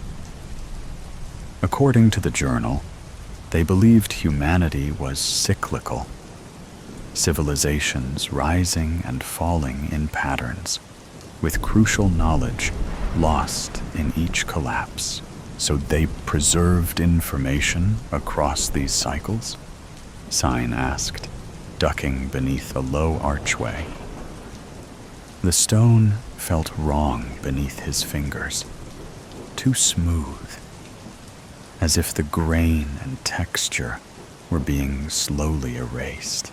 Yes, but more than that, they developed a method to intentionally reset civilization if they deemed it necessary, a way to erase dangerous knowledge while preserving what they considered essential wisdom. The stairway opened into a vast circular chamber. At its center stood a pedestal holding what appeared to be an obsidian sphere, the only object Soin had seen in weeks that still possessed a sense of depth and dimension. Surrounding it, slumped against the walls and floor, were desiccated bodies, or rather, what remained of them. They resembled paper cutouts more than corpses, flattened and colorless. The last active members of the society, Dr. Tanner murmured. They activated the device, the mnemonic purge, they called it. But something went wrong. Sign approached the sphere cautiously. Unlike everything else in this fading world, it seemed to absorb light rather than reflect it. A perfect three-dimensional void amid the increasingly two-dimensional reality. The journal says the purge was meant to be selective, Dr. Tanner continued, her voice growing thinner, less substantial. To remove specific knowledge while leaving the fundamental structure of reality intact. But they miscalculated. Instead of erasing dangerous information, they started erasing the fundamental properties of existence: dimension, color, substance. And now it's spreading like a contagion throughout reality. Sign reached toward the sphere, feeling a strange pull. Can it be reversed? The journal wasn't clear, but Dr. Tanner's words cut off abruptly. Sign turned to find her frozen in place, her form suddenly flat against the wall, like a photograph. Her mouth was open in mid-sentence, but no sound emerged. Before his eyes, her image seemed to lose resolution, details blurring until she resembled a rough sketch more than a person. "Dr. Tanner!" He reached for her, but his hand passed through where her shoulder should have been. She wasn't just flat. She was becoming insubstantial. Sign turned back to the sphere in horror. The loss of dimensionality was accelerating. He could feel it in his own body, his lungs laboring to expand in 3 dimensions when reality only permitted 2. His vision narrowing as his eyeballs flattened into circles. The journal had described the purge as a reset, a way to begin civilization anew. But this wasn't renewal. This was erasure. With the last of his dimensional strength, Sane grasped the obsidian sphere. It burned cold against his palms, the sensation almost nostalgic, a reminder of when touch had depth and texture. If the society had started this, perhaps their tool could end it. The sphere pulsed beneath his touch, and Sane had the distinct sensation of something ancient and aware turning its attention toward him. Not a machine, but an entity, a consciousness that had been waiting, perhaps for centuries, for someone to recognize the terrible mistake. "You understand," a voice whispered directly into his mind. The cycle was corrupted, the purge incomplete. "How do I stop it?" Sane gasped, feeling his vocal cords flattening, his words becoming as thin as paper. The purge cannot be stopped, but it can be completed correctly. The sphere began to glow with an impossible light. Not white, or any color Sign could name, but something that suggested all colors at once, dimensions beyond the 3 he knew. "Choose what remains," the voice commanded. "What essence of your world must survive to build anew?" Sign understood then. The society hadn't intended to destroy reality, but to curate it, to select which elements would survive the transition to the next cycle. Their failure had been one of judgment, not mechanism. As his consciousness expanded into the sphere, Sayin saw the entirety of his fading world. Every person, place, and memory collapsing into flatness.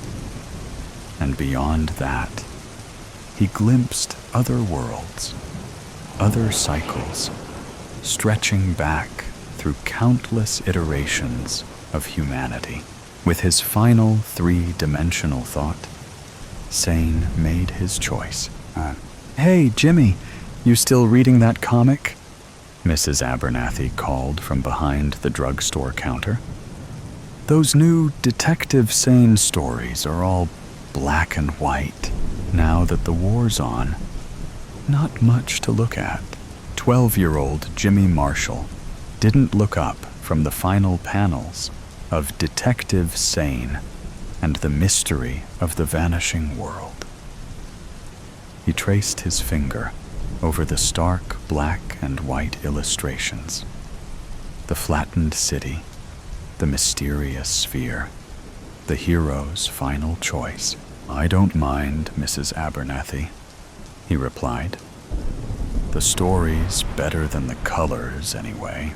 He turned to the last page, where Detective Sine stood before a newly dimensional world, color bleeding back into the edges of the panel as rivers began to flow again and people regained their solid forms.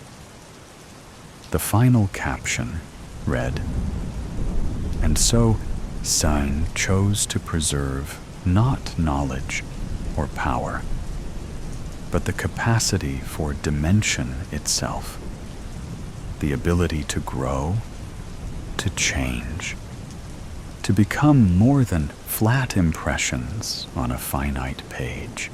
Jimmy closed the comic carefully. Outside the shop window, a military convoy rumbled past, headed for the docks and then across the Atlantic. The world was at war, resources were scarce, and luxuries like colored ink for comics were among the first casualties on the home front.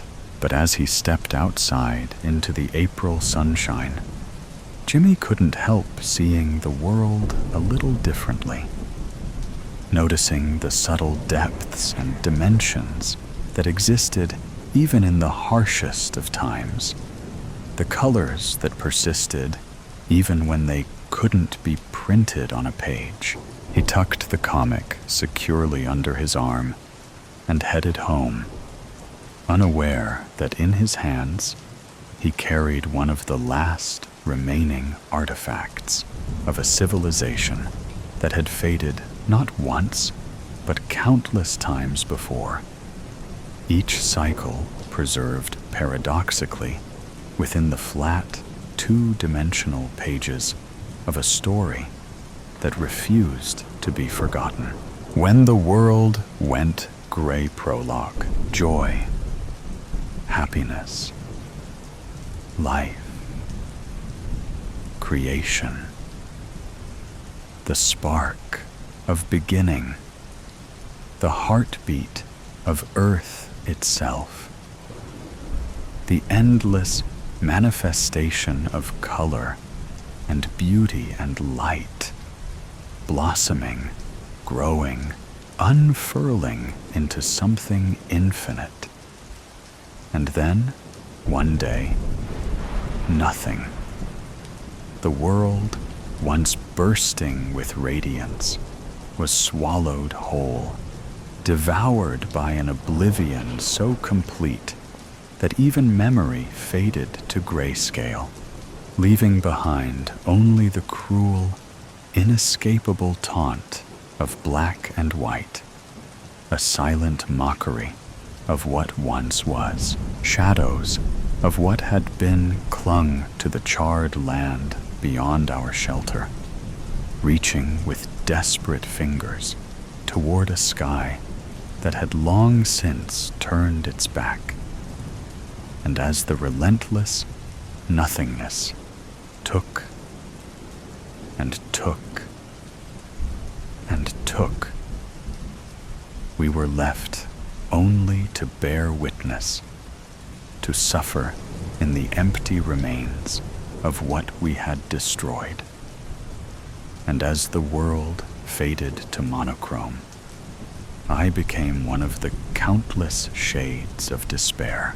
Our city, once flooded with bustling citizens driving cars of every color, is reduced skeletal frames of buildings and cracked roads. A cruel reminder of the countless nights I spent, sleepless, hidden away in my attic, thriving off the colors coating my paint palette. The word around us hasn't just been burned. It's been erased. The vibrancy stripped away. I look around our underground shelter, and for people struggling to survive, everyone was perfectly content with making conversation from the concrete where they sat, as if they weren't on their deathbeds. We scrape by with the rations the leaders distribute weekly, our bodies weakened by hunger, our minds fractured by the unbearable monotony of a world without color. But it isn't the hunger or paranoia that haunts us, but the weight of absence, the memories of color fading with each passing, dissolving to add to the torture of the ash flakes contaminating the air. Black, white, gray, repeat, every damn time. And then I find myself thinking the same, though I thought since the day the world was drained of color. This is a dream. Colors can't just disappear. And yet, here we were in this mere sketch of what was a vast land that stretched on through the remains of the nuclear tragedy, colored in shades of ash and bone, where nothing grows and nothing dares to blossom. For now, I resort to my only escape, my eyelids suddenly feeling too heavy, my mind too weary. Symptoms we've long since accepted as the norm, and allow myself to relax against the concrete wall. Part 1. Rations are low. Too low. A small group of us was sent into the depths of our despair to scrounge together enough food to ensure our, at the least, survival. Survival doesn't always grace the entirety of our measly society, and it's unfortunate. But death, even at 17, is not an unfamiliar fate. I look out into the rubble, finally lifting my eyes from my sneakered feet for the first time since they stepped beyond the shelter's entrance. The land is silent. The only sound, the crunching of boots landing against who knows what, and the whipping wind nipped at my skin, scattering my once auburn-streaked hair across the back of my jacket. Black, white, gray, rep. A gleam catches my eye. We're at the edge of the ruins. That's impossible. My feet are already betraying me, already venturing closer to this foreign feeling of freedom. 5 years ago was the last time I was graced with the presence of color. 5 years since the bombs. 5 years since this world was diminished to a mere grayscale. 5 years. For color to still exist would be out of the question. I track the glistening spark of hope, forcing my eyes to stay open, forcing my feet one in front of the other, until, where'd it go? I blink.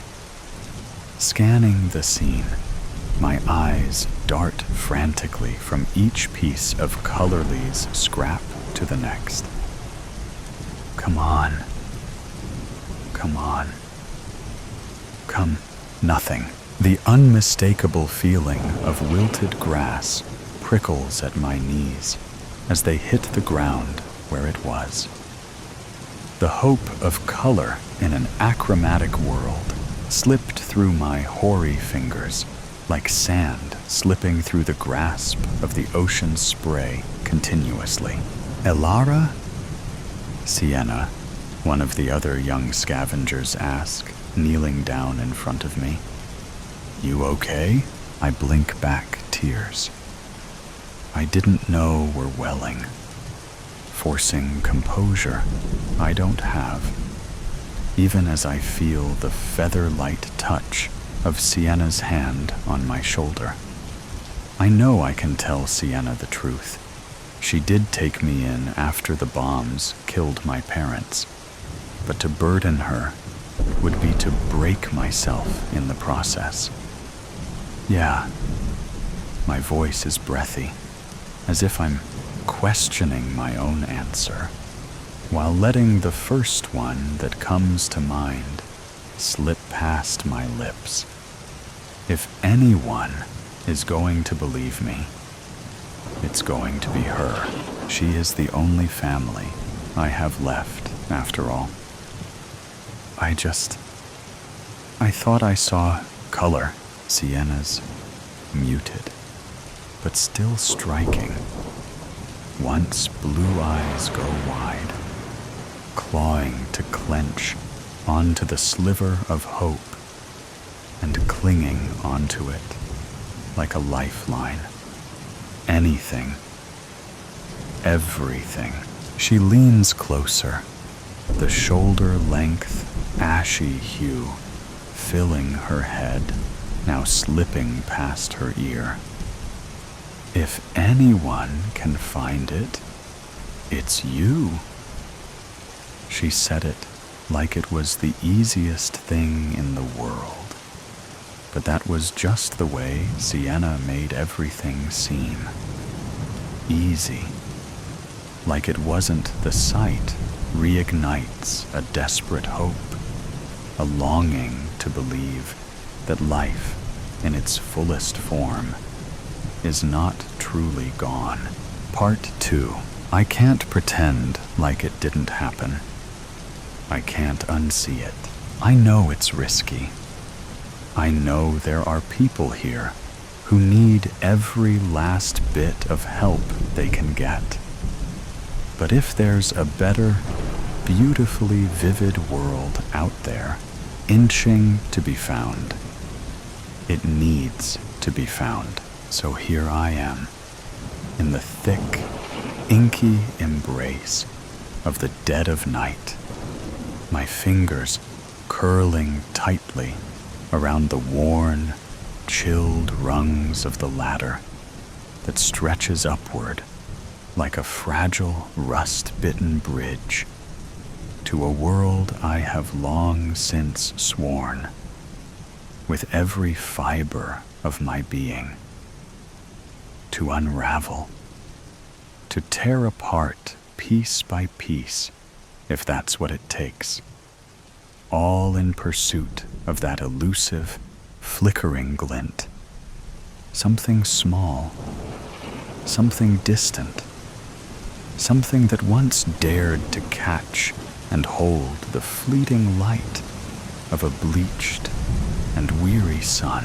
Because if there is one truth I refuse to let slip through the cracks of time, it is that color, in all its wild, untamed brilliance, is not just an indulgence, not merely an ornament to be admired from afar, but a necessity, a lifeblood that the world not only craves, but deserves to be drenched in, to be wholly consumed by.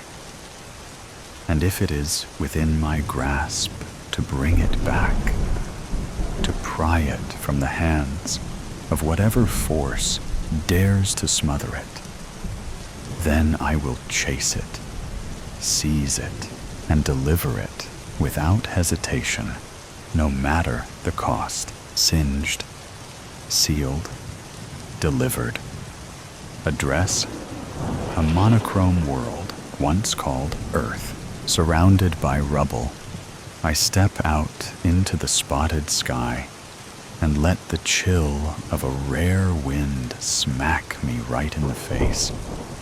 A stark contrast to the warmth seeping across my chest. I shake my head at myself and how I utterly disregarded the warnings of the other survivors and so effortlessly snuck out of the security of our shelter into the wasteland so eagerly. I glance around the land stretched out before me, waste crowding the ground and ashes polluting the air. And I swear the hues of gray, now illuminated by stars and a moon, that appeared as dots and a waning semicircle, were darker than black, everything meshing with the ink-stained sky. I will find it. I'll find it, if it kills me. I will. Then, just beyond the endless stretch of night, a shimmer, the faintest trace of warmth against the cold monotony. It's real, I murmur, though no one is around to overhear. It has to be. Part 3. I walk for hours, and it still feels like I've gone nowhere. I'm still surrounded by the gray void, still surrounded by remains of a better life, and still with the shimmering speck of hope before me, not stopping. The landscape is an endless graveyard of the past. Twisted steel, collapsed buildings, and roads that crack beneath my feet stretch on like the bones of a forgotten civilization. Everything is still. No birds cry overhead, no wind whispers through trees, because there are no trees left to whisper through. The silence is heavy, pressing against me like the weight of the sky itself. I huff, pressing my back against a crumbling door, not bothering to look at the house, but rather the swing set across the road, peering intently as it swings back and forth in the stillness of night, moved by something unseen. Perhaps the ghost of the child who cherished it. A sigh slips past my lips at the tempting offer of sleep, but refusing to give in quiet yet, I push my weight forward. My feet drag, weighing me down. Black, white, great repeat. It's infuriating that I can't close the distance between me and my last hope of color. My eyes snag on a reflection in the road. My pace quickens. My footfalls echo in the empty, colorless world as I near the glinting surface. A mirror, cracked, dirt-speckled, abandoned in the middle of the road, like it doesn't belong. Like nothing belongs. I slow, breathing hard. My reflection stares back at me, distorted by the fractures spider-webbing across the glass. The same dull world is behind me, the same lifeless sky above. But beneath me, just beyond the cracks, something else. Green, my breath catches. A patch of grass, impossibly vivid, bleeding through the reflection, as if it exists in another world, as if it's real, somewhere, somehow. I step forward, heart pounding, kneeling at the mirror's edge. My fingers hover over the glass. The colors look too bright, too alive, like they'd burn if I touched them. But I don't hesitate. I kick the mirror. It shatters under my heel with a sharp, crystalline crack. Splinters of glass scatter across the road, glinting like stars in the empty light. I brace myself for something, anything, a shift in the air, a tremor in the ground, a door opening where there was none before. But when I look down, the green is gone, just shards of broken glass, catching the darkened sky in their edges. Just my own reflection, fractured into 100 jagged pieces. I lurch forward, scraping at the road where the mirror used to be. Nothing. No hidden portal. No sliver of color left behind. My hands shake. Tears, clear wetness, drip down my cheeks in slowed fashion. My breathing comes in clipped gasps. I saw it. I know I did. The wind stirs, sending a few stray fragments skittering away. I watch them disappear down the road, swallowed by the nothingness stretching endlessly ahead. And then I keep walking, pushing harder, further, relentless. Part 4. I refuse to let myself stop. I won't. I can't. Not if I want any chance at finding the color I've recklessly craved. My eyes follow the path I left in the dust, the sun rising higher in the sky. And then, thunk, the ground hits me before I can brace for it. Pain shoots through my skull in sharp, electric volts. I glance up, dazed, and see the thick trunk of the tree I just slammed into. Its rough bark pressing into my chest, pinning me to the earth. I wince, trying to push myself up, but my head swims with dizziness.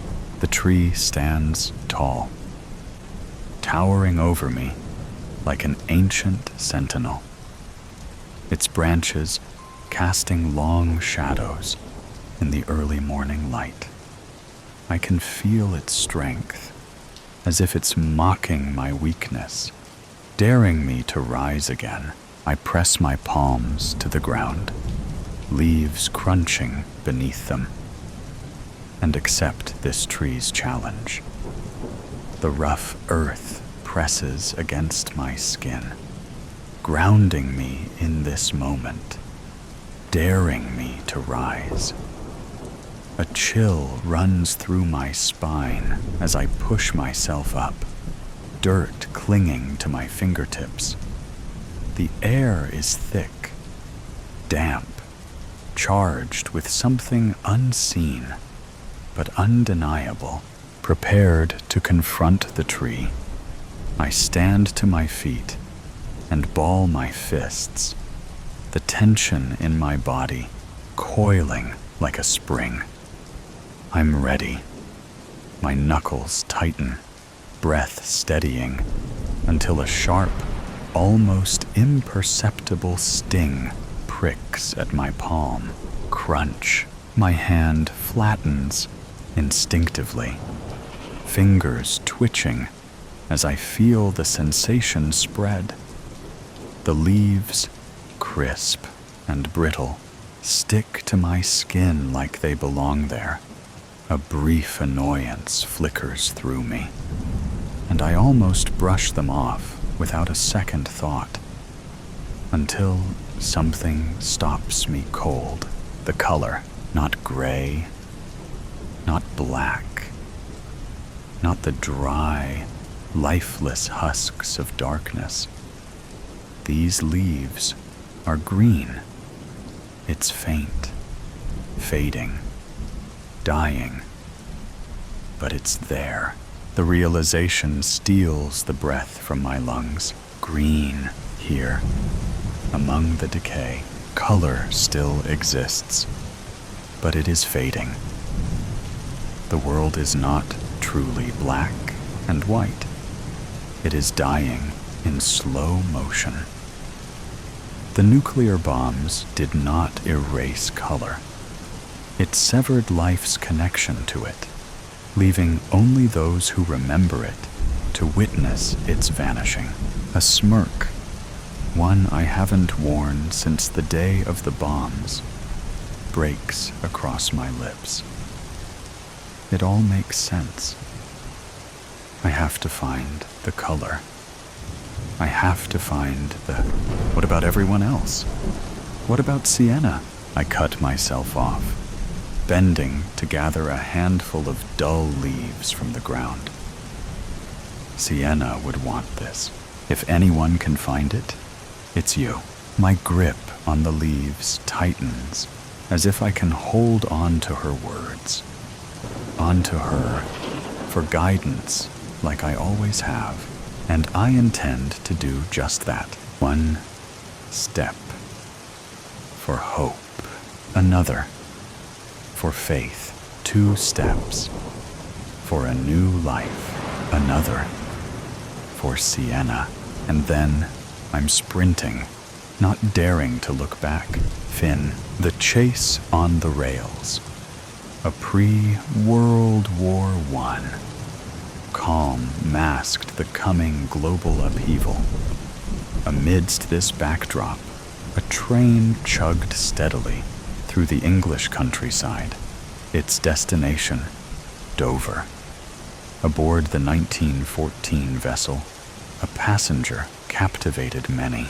The air was thick with a mix of excitement and unease as the train thundered down the tracks, its rhythmic chugging creating a comforting backdrop to the day's unfolding drama. Outside, the view was a mosaic of vibrant green meadows and charming hamlets, smelling fresh earth wafting through the windows, contrasting with arguing the imminent war. Inside the train carriage, the passenger in question sat quietly, their demeanor calm, yet enigmatic. Dressed in a sharp suit and hat, they exuded an air of mystery that drew curious glances from their fellow travelers. The train's rhythmic motion seemed to lull the other passengers into a sense of security, but an aura of intrigue surrounded this particular individual. The landscape outside the window shifted from a bustling cityscape to serene countryside. The enigmatic passenger remained a captivating enigma. Who was this mysterious figure? And what secrets did they carry with them on this fateful journey to Dover? The answers lay shrouded in the depths of their enigmatic presence, waiting to be unraveled by the curious minds on board. As the train neared its destination, the tension on board seemed to heighten, mirroring the growing unease gripping the world at large. Little did the passengers know the events set in motion by this mysterious traveler would soon intersect with the tumult of war, forever altering the course of history. Among the passengers was Mata Hari, the enigmatic Dutch dancer and courtesan who had captivated and charmed the elite of Europe. But her allure had drawn suspicion, and the British intelligence service had dispatched one of their finest, a seasoned spy named Jonathan Hawke, to shadow her every move. As the train pulled away from Victoria Station, Jonathan positioned himself discreetly in the adjoining compartment. His eyes never left the door to Mata Hari's cabin. Dressed in an inconspicuous dark suit, he blended seamlessly with the other travelers, his demeanor calm, but his senses alert. The rhythmic clattering of the train wheels provided a steady soundtrack to the journey. Jonathan's thoughts were as relentless as the locomotive's progress. He knew Mata Hari was dangerous. Her charm and beauty merely veils for her cunning and guile. The British had reason to believe she was ferrying secrets to the enemy, and Jonathan's mission was simple: follow her, gather evidence, and ensure she did not slip through their fingers. In her compartment, Mata Hari appeared unperturbed, gazing out at the passing landscapes with an air of nonchalance. Her elegant attire, a blend of exoticism and European sophistication, further enhanced her mystique. Her eyes, however, betrayed a sharpness, a readiness for the unexpected. As the train approached the coastal town of Dover, Jonathan's instincts heightened. He knew that if Mata Hari were to escape, it would be through the port, where she could easily vanish across the channel to France. He reviewed his plan, every move calculated to counter any strategy she might employ. The train's whistle announced their arrival at Dover. Passengers gathered their belongings, anticipation mingling with the salty sea air. Jonathan observed Mata Hari, who seemed in no rush. Her leisurely demeanor was unnerving, but Jonathan knew better than to underestimate her. At the station, the hustle and bustle provided ample cover for both pursuers and pursued. Jonathan kept a safe distance, blending with the crowd. Mata Hari moved with purpose, her steps leading her inevitably towards the ferry docks. As the crowd surged forward, Jonathan deftly maneuvered through the throng, maintaining his vigil on Mata Hari. His heart pounded, the adrenaline of the chase sharpening his senses.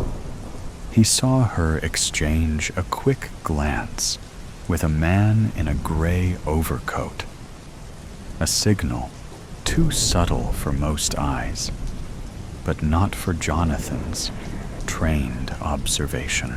Mata Hari quickened her pace, gliding through the bustling station with the grace of a dancer. Jonathan matched her stride for stride, his focus unwavering.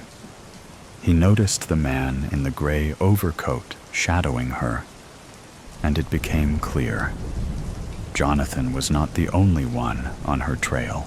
The docks were a maze of activity, with ferries preparing for departure and travelers hurrying to embark. Mata Hari headed towards a smaller vessel, its destination marked as Calais. Jonathan felt the tension coil within him. He had to act swiftly to prevent her escape. Just as Matahari reached the gangway, Jonathan closed the gap, his hand inching towards his concealed firearm. But before he could make his move, the man in the gray overcoat stepped forward, blocking Jonathan's path. Their eyes locked, a silent recognition passing between the two agents of their deadly game. In a flash, the man drew a weapon, and something forced Jonathan to dive for cover.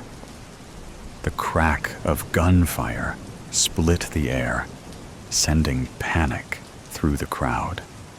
With the sight of her bodyguard lying dead with a bullet in the middle of his forehead, Matahari, seizing the moment of chaos, darted up the gangway and onto the ferry. Jonathan scrambled to his feet, his gaze fixed on the retreating figure of the dancer, now almost obscured by the fleeing passengers. Desperate, Jonathan sprinted towards the ferry, but it was too late. The vessel pulled away from the dock, the gap between the ship and the quay widening with every second. He watched as Matahari stood at the railing, a faint, knowing smile playing on her lips. The sound of the ship's horn echoed through the harbor, signaling its departure.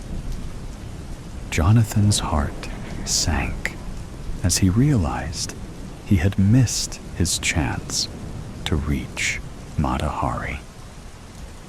The image of her standing there, so close yet out of reach, haunted him as the ferry disappeared into the horizon.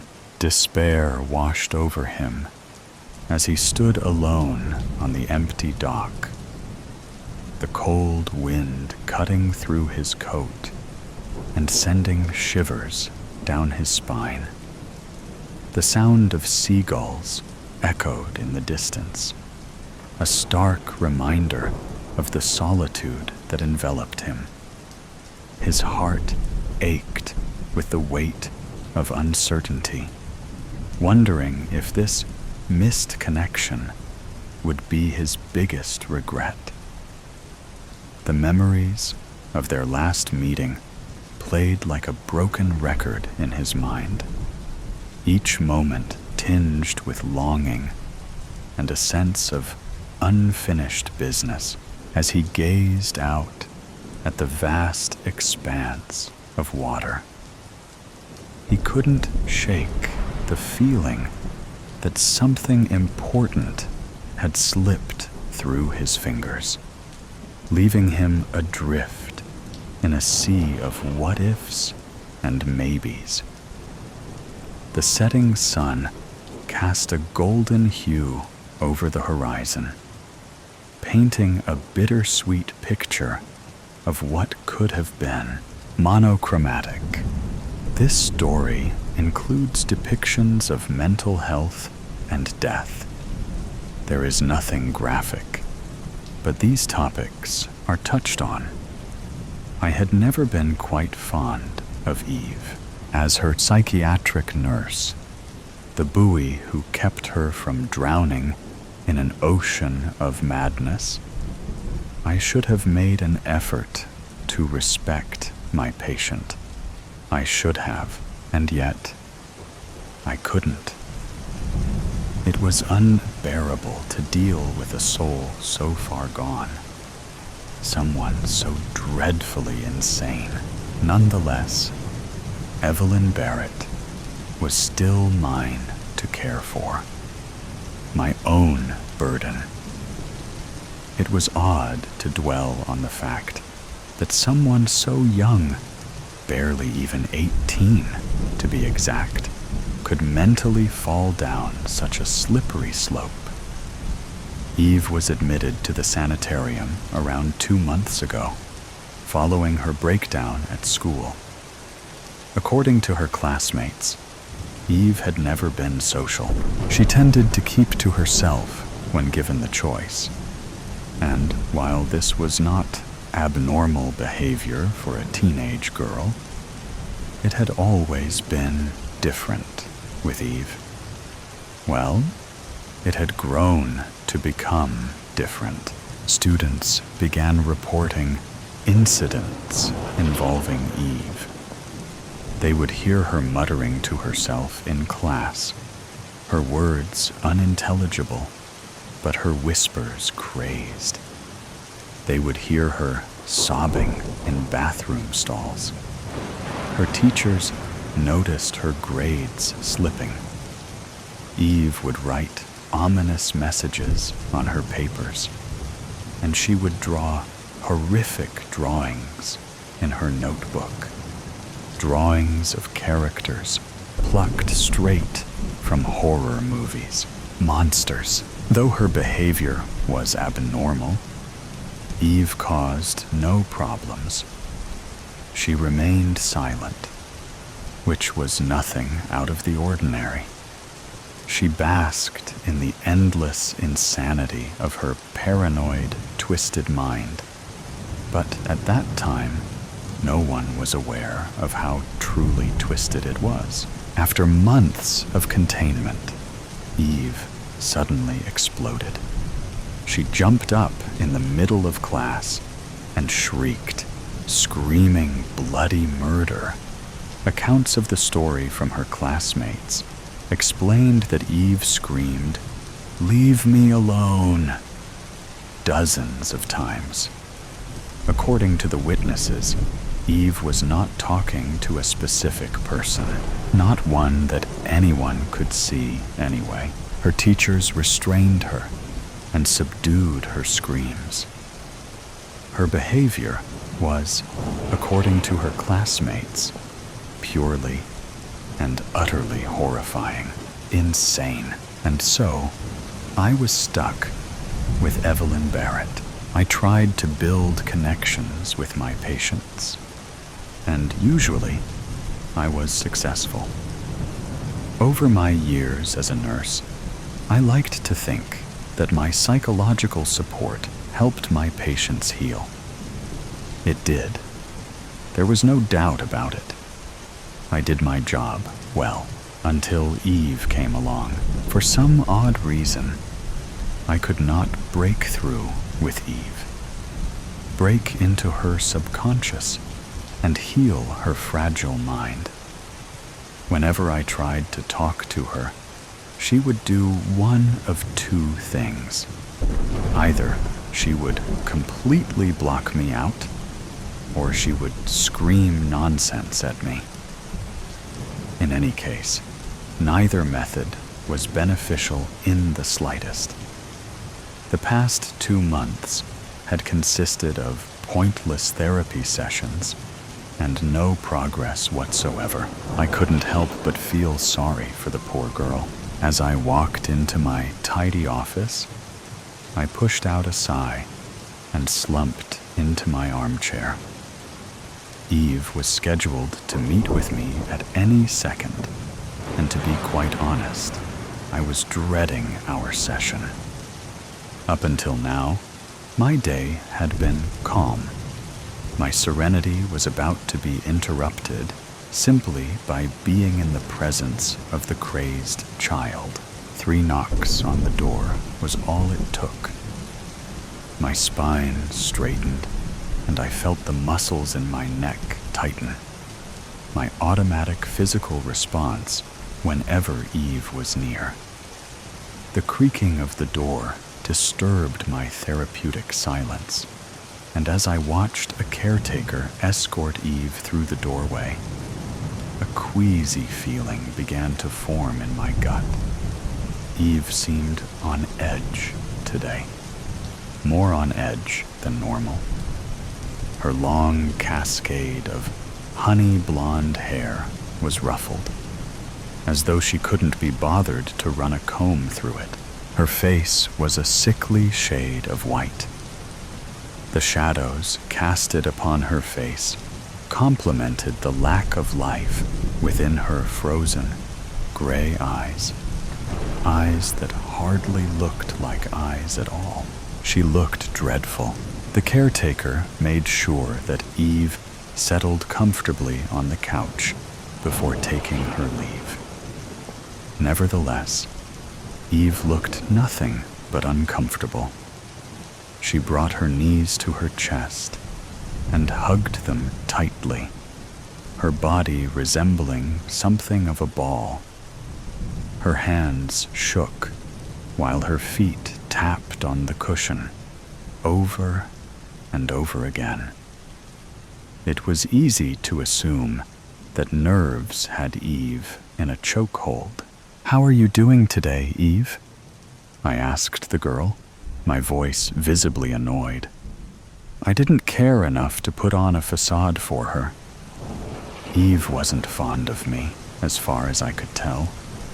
It was obvious by the way her eyes ever so slightly cut into my face, as though they were two honed knives. Regardless, the feeling was mutual, and so treating one another this way had become routine. Usually when I asked her a question, Eve ignored it completely. I assumed she would simply ignore me by the way her gaze dug into my skin, and so I wasted no time before pulling out my notebook. Lazily, I jotted down a note. "Silence," I wrote. Nothing out of the ordinary, until I heard a raspy breath emerge from her mouth. "He's going to kill me soon," Eve muttered, her voice barely a whisper. I could hardly comprehend her words. Her empty eyes widened as her fingernails dug into her pants. The girl rocked back and forth in a crazed manner, almost as though she truly feared for her life. I, for one, believed that Eve was bananas, but as her nurse, I could not disregard such an alarming phrase. "Who? Who's going to kill you?"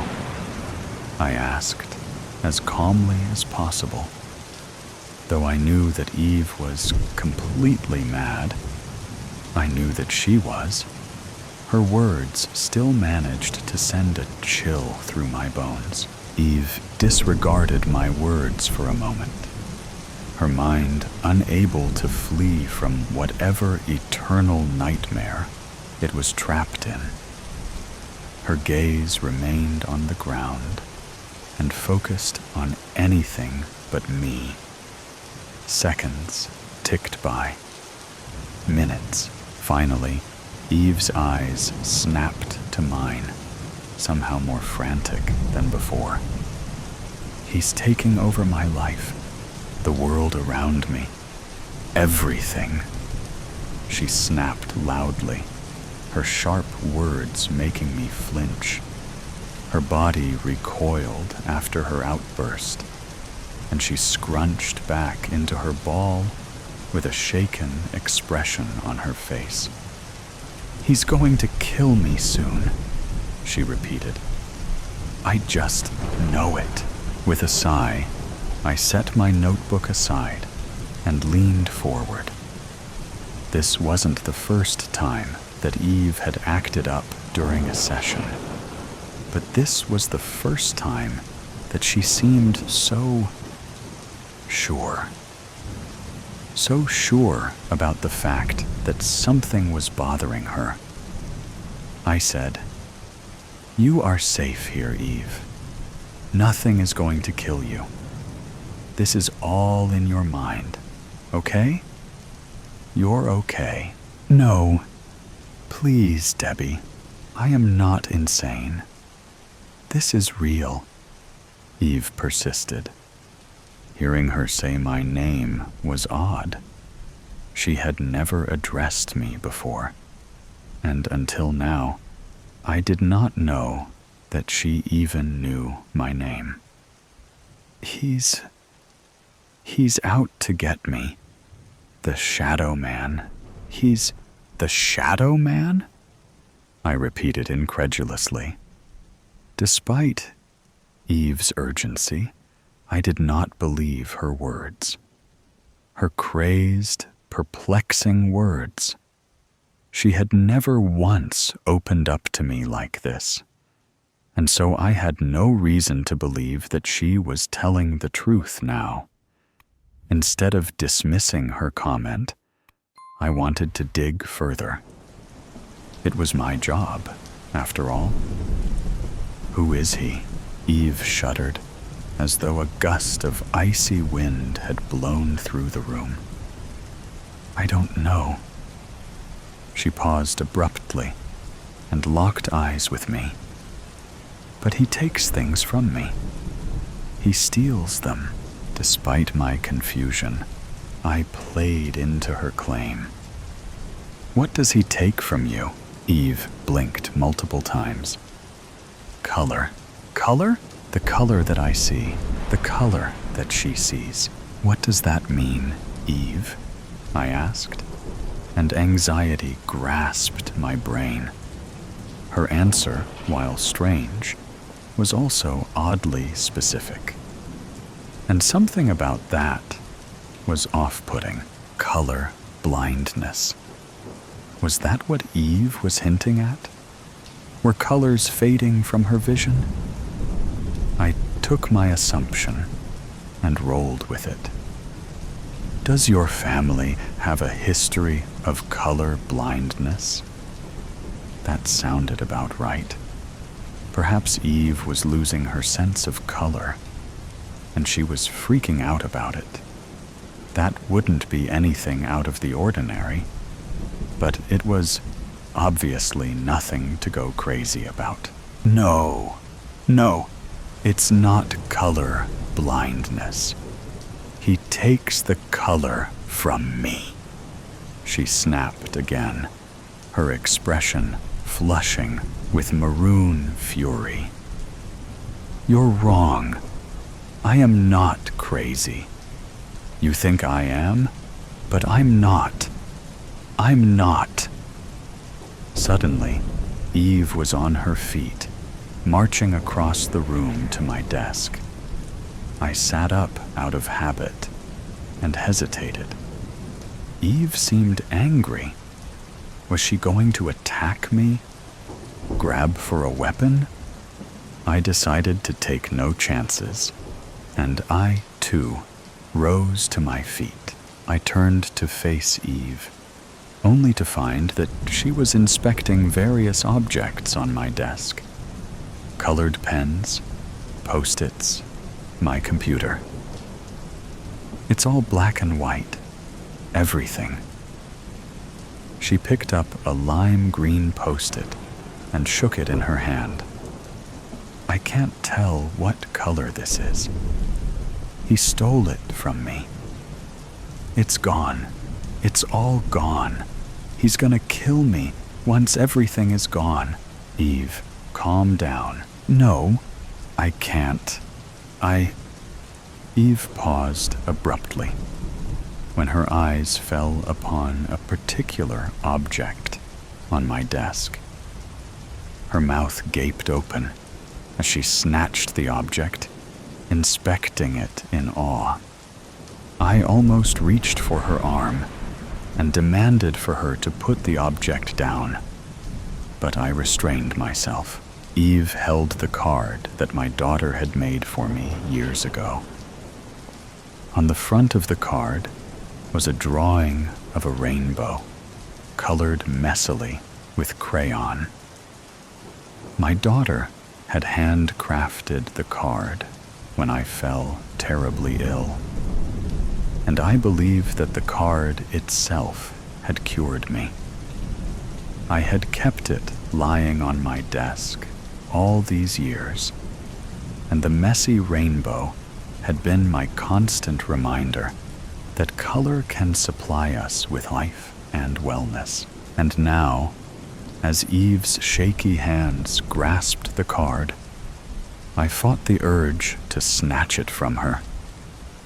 This card was precious to me. I couldn't risk her ruining it. It's colorful. She gasped in awe, her eyes absorbing the card, as though its sparkles were emitting from it. I can see the rainbow. He hasn't stolen it from me. Suddenly, Eve's guard was up once again, and she clenched the card against her chest. I winced as the paper grew crinkled in her strong grasp. I need to keep this card with me. I can't let the Shadow Man steal it. It's all I have left. Protectively, I shook my head. My deranged patient could not be trusted with my precious card, my personal gift from my daughter. No, I don't think that's... Debbie, please, Eve urged. For one moment, the desperation in her voice made her sound sane. This is life or death. I am not insane. He is going to kill me. I can't let him steal the color from this. It's all I have. Please. Hesitance gripped me by the throat, and I opened my mouth to speak. Nothing came out. Eve stared me down, and her empty eyes were suddenly not empty anymore. They weren't lifeless. Instead, they seemed brighter, filled with life, with hope. I had never seen this side of Evelyn Barrett before. I stuttered. Nothing is going to happen to you, Eve. You don't need this card. But as I said these words, even I heard the doubt within my voice. I felt that I would regret keeping the card. Perhaps if I gave Eve the card to borrow, she would feel more at ease. Perhaps this card was the key to break through into Eve's mind.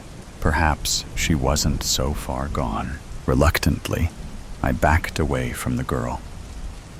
Just keep it for now. That's fine, I sighed. Eve's eyes sparkled, and a hint of a smile pricked at her lips. She looked normal, as though she didn't live in a sanitarium. Thank you, Debbie. Thank you, she repeated hastily. Just return it to me when you no longer need it. Of course. Eve's mannerism was completely different than it had been when she first arrived. As she continued inspecting the card in awe, I couldn't help but smile. Perhaps I could help her. Perhaps the Eve that I was not quite fond of was fading, and a new girl was coming to light. Either way, I felt the start of something new. Hope. The next day, I was scheduled to check up on Eve. The feeling of apprehension that usually sat in the pit of my stomach was gone. Ever since our session yesterday, I had faith that my patient was healing, truly healing. I walked with optimism, hopeful that my relationship with Eve was growing stronger. One of the best feelings as a therapist was knowing that you were of aid to your patient, that you were able to dig them out of a great hole. It felt rewarding, fulfilling. I approached Eve's door and knocked gently so as not to startle her. Though she was in the process of healing, she was still fragile. I waited for a few seconds before knocking again. Eve did not respond. and I heard no noise from inside the room. The queasy feeling in my stomach returned. I knocked louder. No response. To accompany my uneasiness, an alarm resonated through my skull.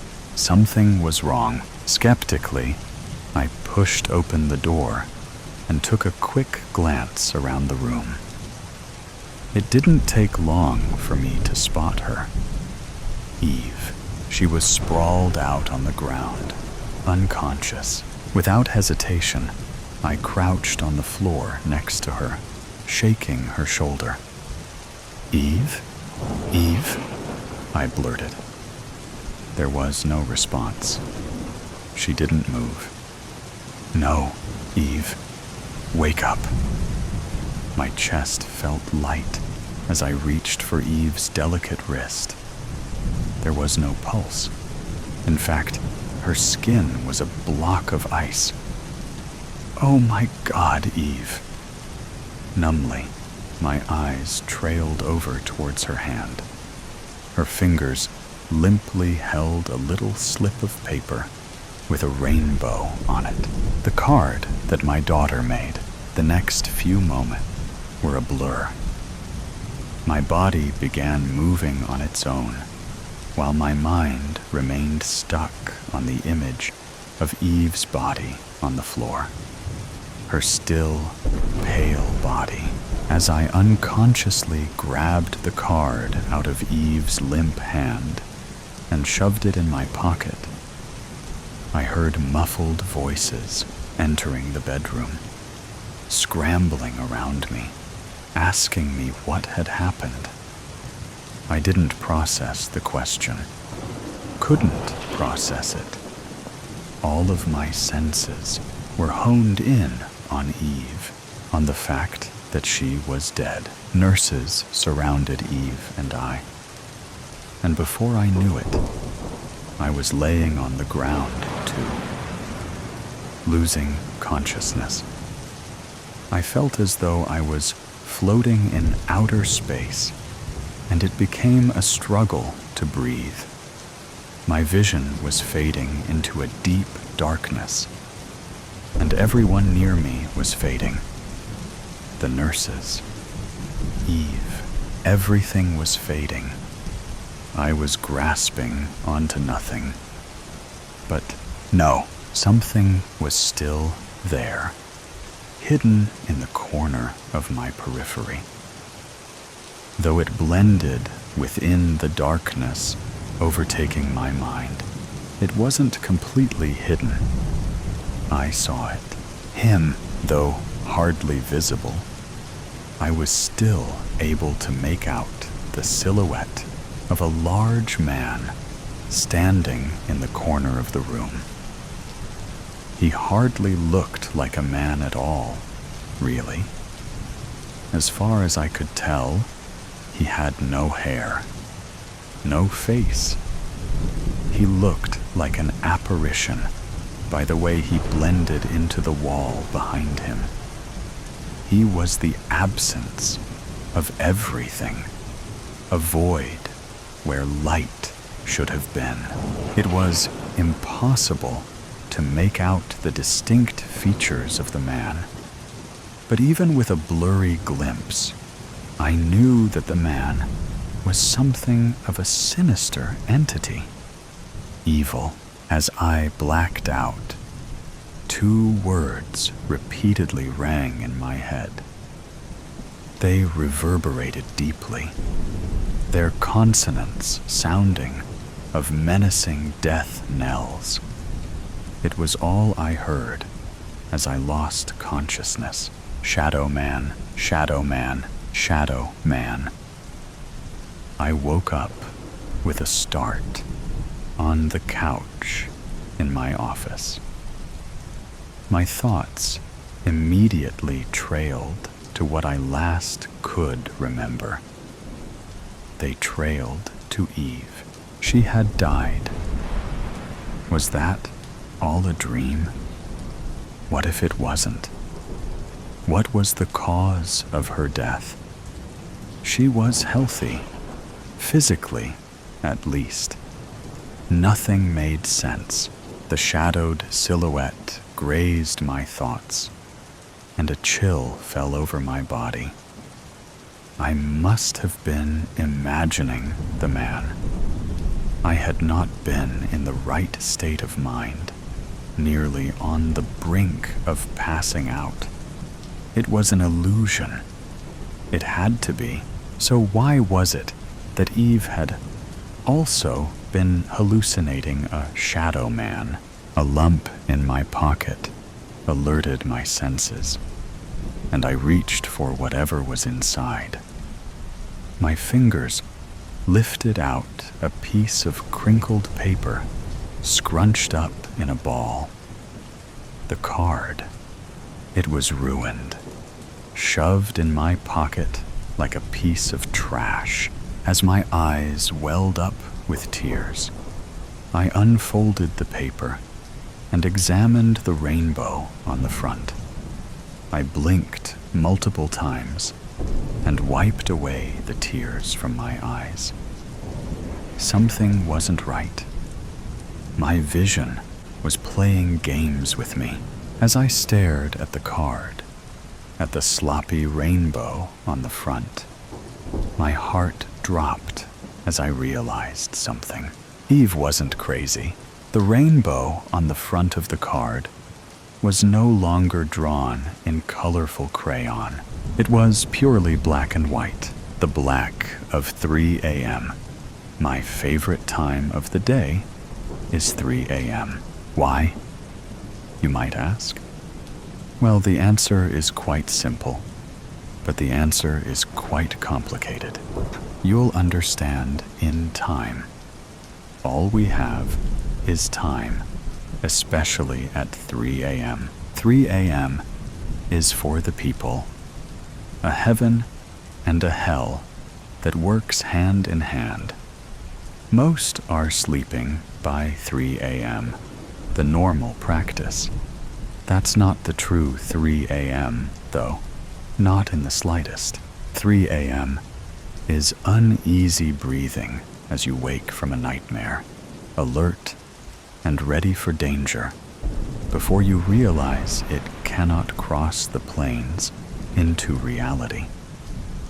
It existed, but the silence that 3 a.m. offers you reminds you it is no longer real. It was real, but it's gone. Maybe it'll be back, but not now. Not at 3 a.m. However, for some, it's far too real, far too close, and it's right there. 3 a.m. is there to support them, though. The black filled with cartwheel from the moon. It makes the lights we use seem so bright, makes every step seem too loud. Yet, it is perfect. 3 a.m. is technology-lit rooms. It's for the gamer who has yet to quit their endeavors, with softly pressed keys and hushed voices. It's for those who the 3 a.m. favors, letting the time wash by as they hope for sleep, reprieve, something. It rarely comes. They hate the 3 a.m. 3 a.m. is for bright white lights of shops that seem amiss in the black of night. The people inside always vary, but not all of them want to be there. Not all of them like that side of 3 a.m. It's filled with soft chatter, or more often, no chatter. A silence that booms, that ticks on by. The people all have reasons for being there. Some can't sleep as a duty to their family, to travel within the black of night, to lessen their family's load. Some can't sleep because of what sleeping means for them, the horror it brings along again and again. Then there are those that brave the 3 a.m. for something go insignificant as money. The cashier, who experiences the full blunt of how slow 3 a.m. can be. The man with a gun, he's the most desperate, but he knows how bad the 3 a.m. can get. The officers, tired, exhausted, but they have a job to do. 3 a.m. is terrifying. It's black, black, black. It's lonely. It's scary. There are things that happen at 3 a.m. in back alleys and bar bathrooms. 3 a.m. teaches you just how horrible the world is, how unmerciful it is. I think 3 a.m. depends on the people. It's made for the people. 3 a.m. is the time where no one judges, where people can be their truest selves. For best or for worse, 3 a.m. is like the sky, the night sky. It's black, black, black. That is it. It's darkness and darkness, and it swallows up everything. 3 a.m. is like the sky, bright and full of stars, all so far away. The sky is darkness, darkness, darkness, but it allows us to see, to truly see what surrounds us. It shows us the stars from so far away, burning and burning away, until you realize that we can only see what the stars once were, a bright light before it burns out. 3 a.m. is for loss, for quiet sobs and silent wailing. It's for time to stop, to let reality hit you head on. 3 a.m. is for selfish, hateful crying over losses you never used to think you had to prepare for. 3 a.m.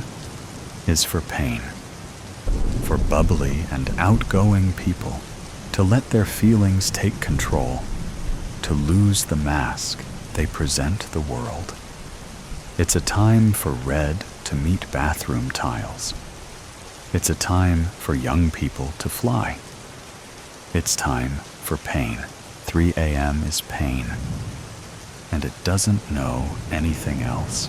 3 a.m. is for love, for heart-to-heart chats on top of bridges, or whispered phone calls under blankets. 3 a.m. is for wrapping wounds you shouldn't have made, but knowing they will worry your friend, so hiding them is a priority. 3 a.m. is for promises. A text that says you'll love them forever. A voice message saying it's not their fault, never their fault. Sometimes it's promising them unconditional love, and sometimes it's promising them more time. 3 a.m. is mysterious like that, despite its flaws. I love 3 a.m. I recognize it for what it is. It's a time to rest, to scream, to cry, to mourn. But it's also a time to talk, to connect, to know you aren't alone. 3 a.m. is peaceful. 3 a.m. is awful. It gives, but then it takes. 3 a.m. is where I met you for the first time. On the very bridge I wouldn't leave, I met you. We spoke of 3 a.m. together under the moonlight. We spoke of 3 p.m. as well. 3 p.m. caused your 3 a.m. After all, 3 p.m. was something that took a long time to come for you. But once it was there, you would savor it, even if only for a moment. You spent your days wishing for 3 p.m. Because if 3 a.m. was for life to pass, 3 p.m. was for school to pass.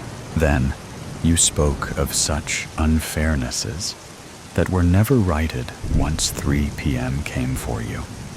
The aftermath of 3 p.m. We both knew that 3 a.m. was your only reprieve of the day. And yet you decided that 3 a.m. was worth dealing with what surrounded 3 p.m. It wasn't my first 3 a.m., but it was yours. So we talked and talked and talked. I managed to stop your plans. Each night you came, and each night I stopped you. Each night I could stop you. Your 3 p.m. never got any better. I knew that. I knew that. I knew that. Your 3 a.m.s got so regular. We got so regular. Then we got better. Or did we? Was I just imagining that? I saw you smile more. Soft and so vulnerable. You gave me your soul, whispered every secret. And yet, you were my sister, my little baby sister. Not by blood, not by name, but by 3 a.m. whispers. You were blood in ways that mattered. Shared blood-splattering pavements and matching bruises from after our 3 p.m. You were my 3 a.m. You made my 3 p.m. bearable, and I returned the favor as much as I could.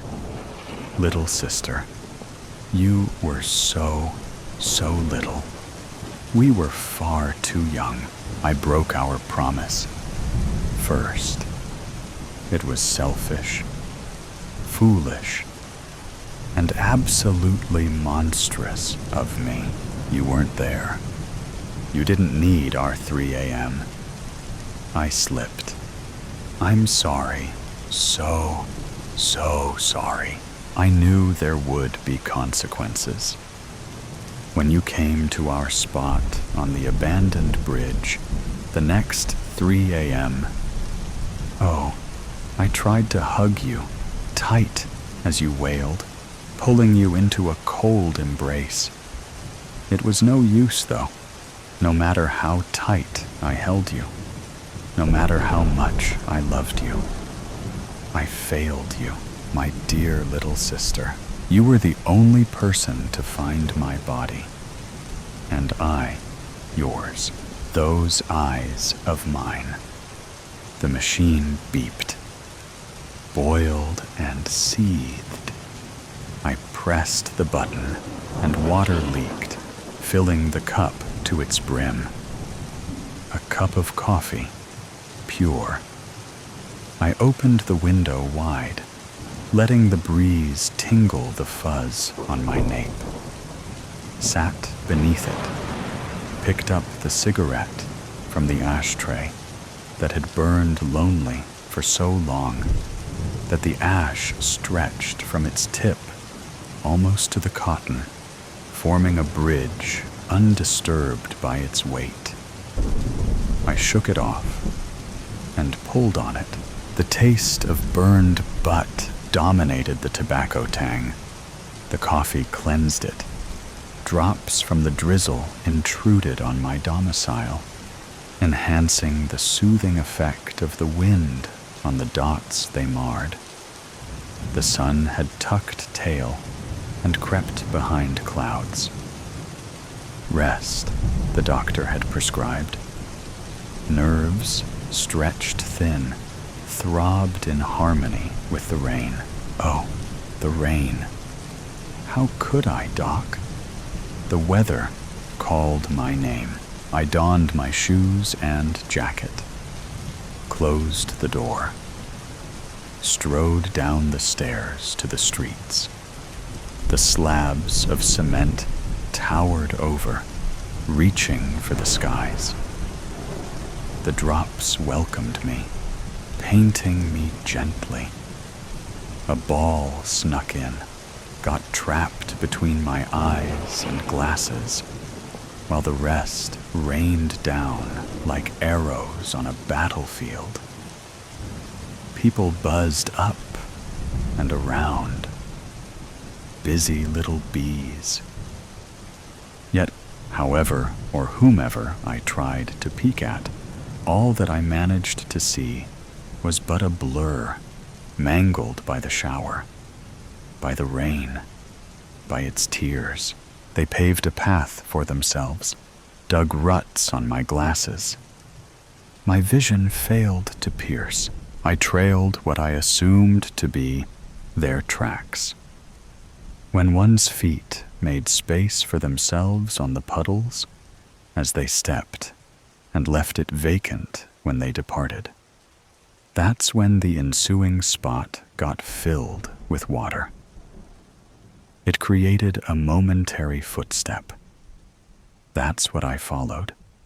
A fleeting moment, along the restless ponds, vibrating in seclusion from one another. The vista of concrete proved inescapable. For the moment, the puddles were left undisturbed. That's what they showed. A reflection of gray. Hubs of broken dreams. The vehicles behaved strangely under the rain. They too beeped, stalled, and buzzed around. The path led me along the blocks, passing from one street to the other. The vistas remained the same. Were they copies of one another? Or was I stuck in place? I lifted my head and flicked the flock of drops off my locks. That was the third bus stop that I approached. The carrier reloaded, its travelers hurrying outside with new ones coming on board. To avoid the crowd, I lingered in my gait, pulled out my pack, and plucked a treat. The way it nested on my lips brought a moment of respite. The lighter struggled, producing sparks, again and again. Yet no flame. The rain dampened both. The bus drove off. I continued my journey with no obstacles in sight, threading the many tracks left behind. Need a light? A question asked from beneath the canopy of the stop. The mess on my glasses had turned to a layer. A coat of mist. A mush of hair, clothes, legs, and arms. And a lighter, lit with a gray-washed flame. I crouched, touched the light, and tasted the smoke. Pulled my head back into the rain. What? You'll just leave? The tender voice continued, anchoring me on the dock. I pondered. Was one cigarette enough? No. I towed 2 butts out of their home and returned the gesture. My glasses slid as I crouched. parked on the peaking bone of my nose. The clouds had slid too, allowing the sun to shoot its beams on the glass walls of the bus stop. Their pallid reflection blinded me, but I felt the pack lighten.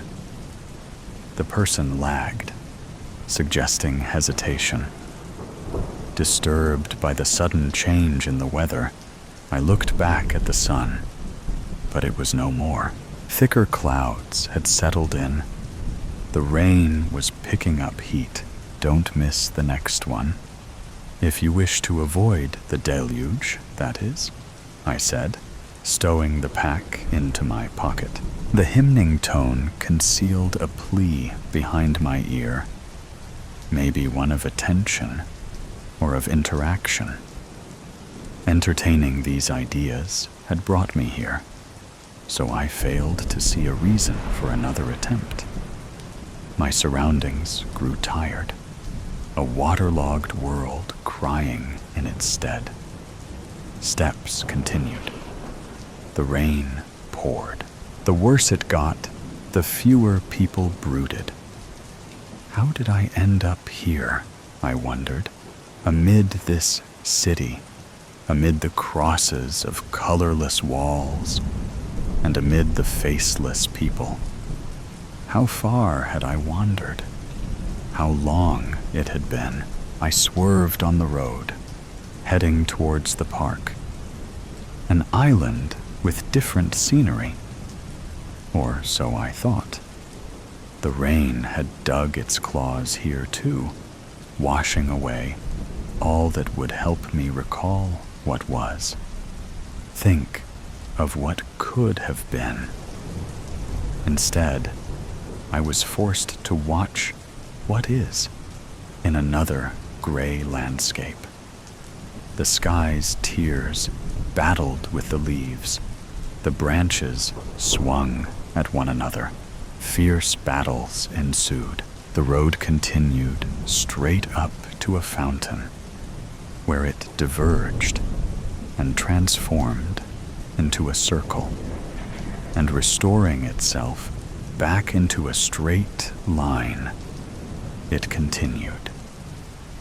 I sat near the formation, for the trees obeyed the road, and the sky, with its gray clouds, remained visible, and the battles fought turned into echoes from afar.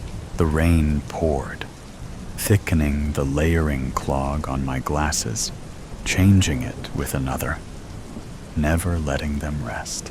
Down it poured. My cigarette had long been extinguished, yet the respite it brought remained all the same. And so, I kept sucking on the wet cotton. Lost, I dabbled with questions I knew I shouldn't ask. A man's worst enemy was his own mind. I had hoped for the rain to wash away the colors of my brain too. But they remained, blinking ever so often, showing me what was. My clothes heavy, burdened with the rain, pulled me down on the bench. My hair, too, wet, as if splashed on my scalp.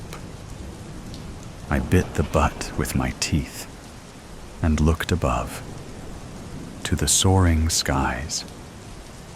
My eyes were protected, so I didn't flinch. Instead, I enjoyed the moment of rain, enjoyed the moment of solitude, the moment of respite. The rivers ran, the fountain spat, and the clouds rumbled. I remained. For how long could I remain? For how long would I? My legs pulled in pain, and noise had settled at the bottom of my feet, a numbing pump. My head ached. I pulled on my dimmed cigarette. In this park, I had hoped to encounter a spark of life. The leaves were falling, the branches were breaking from the wind, and my ankles drowned beneath the rivers. The pouring rain consumed. Hungry, it ate everything. But the pain, my teeth failed to cling on. My mouth gapped. I dropped my companion. It soaked, increased in weight, and sank. What was another lost cigarette in the rinsing sea? The death of the artist. People file, though, galleries like they're waiting in the queue at the pharmacy. Ooh, I hear someone say. I like that one. Pointing at a depiction of the artist being ripped to shreds in the war-torn jungles of Vietnam, like it's a new type of corn plaster she's thinking of taking for a spin. Most people move at a bureaucratic pace, past each frame. Tick, tick, tick. It makes sense if you want to see as much as you can. As the factoid goes, if you looked at each painting in the Louvre for just 30 seconds, it would take over 8 days to see them all. Nobody has that much time. I sit at the other end of the spectrum. I want to find artwork I'm entranced by. And when I do, I offer myself up for captivity. Captivate me, I say, as I look at it loudly close up and quietly from a distance. I look at it in and out of focus. I close my eyes to try and recreate it in my mind. Then I look again. I look at the little corners that the artist probably thought nobody would focus on, or at that figure in the background, doing an impression of being incidental. I sit at bench 42 in the Turner Contemporary, Margate. The painting I'm looking at has been in the gallery's permanent collection for 1183 days, and I've been here for most of them. Not in this spot the whole time. I'm not a lunatic. I do know the security guards by name, though, and they me. Trev, Stu, and Gaz have all added me on Instagram. Gaz has a great side hustle in bespoke, oversized macrame pieces. The gallery is on my way to and from work, and my twice daily visits to this painting have been a helpful pause, an inhale, exhale, as I take my own bureaucratic steps. So I feel like I've put in enough hours to generalize a little bit about gallery goers. The painting I sit in front of is called The Success of Icarus. It's a trans avant-garde painting. That is to say, it's bold and expressive. It tells its story with drama. Icarus doesn't fall. He rises. His arms stretch out to the sun. He is enveloped in white light, and his feathers begin to fall away. But his face is ecstatic. I've always thought he looks like someone at the top of a roller coaster, eyes wide with exhilaration, anticipation, and fear. The sea lies below him, painted in pale, insignificant colors, the waves soft and cushioning. It's 36 by 48 inches, oil on canvas, and an absolute smash hit. I'm not quite telling the truth. It's not trans avant-garde. It's actually a response to the trans avant-garde movement. But now, we're really counting brushstrokes. It doesn't matter. The only place it ever mattered was during my PhD. One gallery goer reads the accompanying text for longer than he looks at the painting. I know it off by heart. The Success of Icarus, Hilary Vale, 1981. Oil on canvas. Vale reimagines the myth of Icarus, portraying him not as a tragic figure, but as a symbol of elation and freedom. With vibrant colors and dynamic energy, this celebratory painting challenges our shared narratives, focusing on flight rather than fall. The artist requested multiple revisions of this piece, leading to legal action by the gallery before the final version was completed in 1988. I check my phone. 8:46, already 1 minute late. I stand up to go. "Cheerio, Nate," says Trev. "Bye," I say, and stop. I step closer to Icarus, narrowing my eyes. Is that... I lean in. Maybe it's because I've been thinking about all the changes Vale made. But I swear, there's something different about it. Next to Icarus's mouth, where the feathers are beginning to scatter amongst the confusion of barbs, there's an unfamiliar shape. It looks a little bit like a teacup. I immediately dive down into the reservoir of Vale knowledge within me, but come up disappointed. I thought I knew every brushstroke, but Vale can still surprise me. I keep thinking about the teacup all the way to work, thinking loudly up close and quietly from a distance. It puzzles me. When I left my PhD, I had 2 criteria in my job search. It should offer me enough spare change for the 1 kg tubs of kimchi, and it should be at least 99% conflict-free. I appreciate that there will always be some disagreements about the correct biscuit to have in the office, which I allowed 1%. I became a finance administrator at the Arts Center. Processing invoices, I thought, would be safe territory.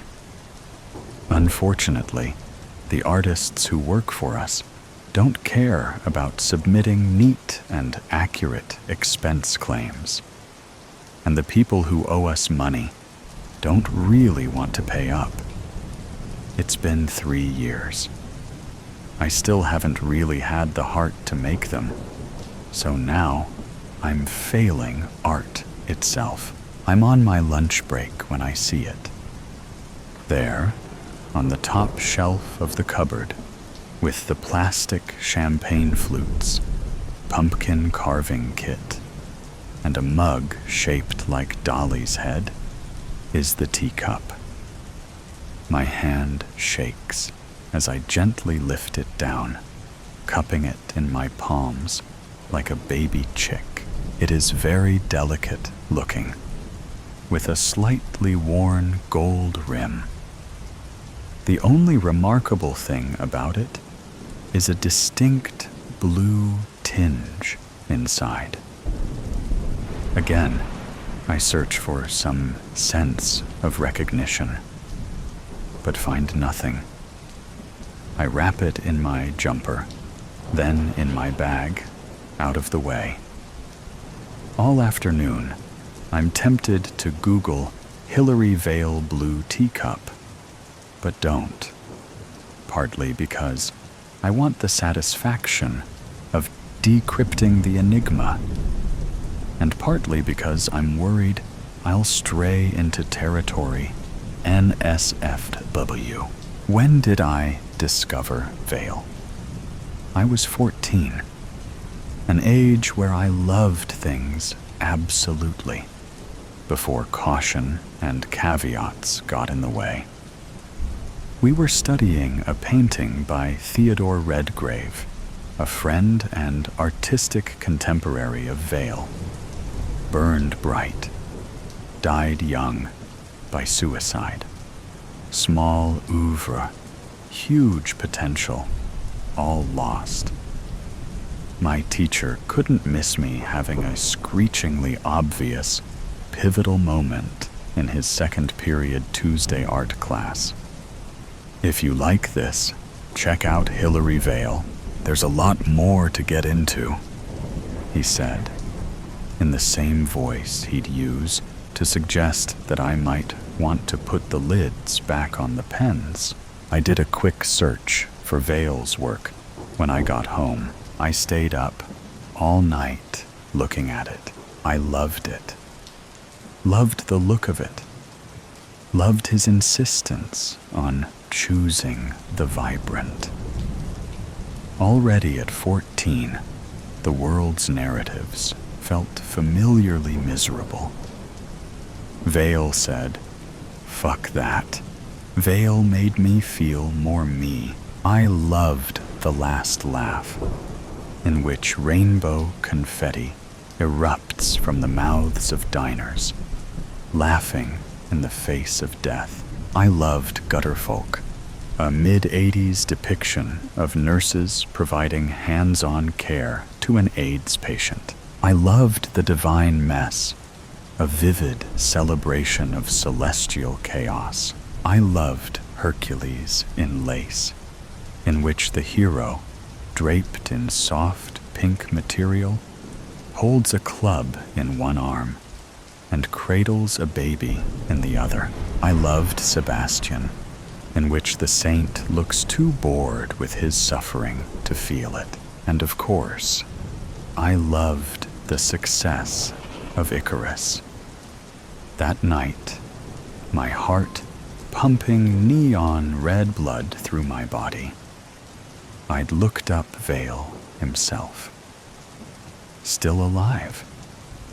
Not just that, contactable. I wrote him an email to say, "Thank you, thank you, thank you." When I arrive home from work, I put the teacup on the top shelf of my own cupboard. It is hardly in danger from my part cat, part cushion icky, but it feels right to try and keep it safe. All right, Gaz. Afternoon, Nate. Been at the macrame again then? I wave my phone. Can't not do it. He winks and chuckles, not finding that joke any less funny than the first time he told it. I am just about to tell Gaz I've been meaning to put in a good word for him in the cafe exhibition space at the art center, when I look at Icarus and see it has changed again. Do you see that? I point next to where the teacup was. What? It looks like a bottle, a tiny bottle, pouring. See it? Gaz wrinkles his nose. Nah, can't see it, Nate. You must have looked at this guy one too many times. He makes the sign for crazy. But then again, he says, what do I know?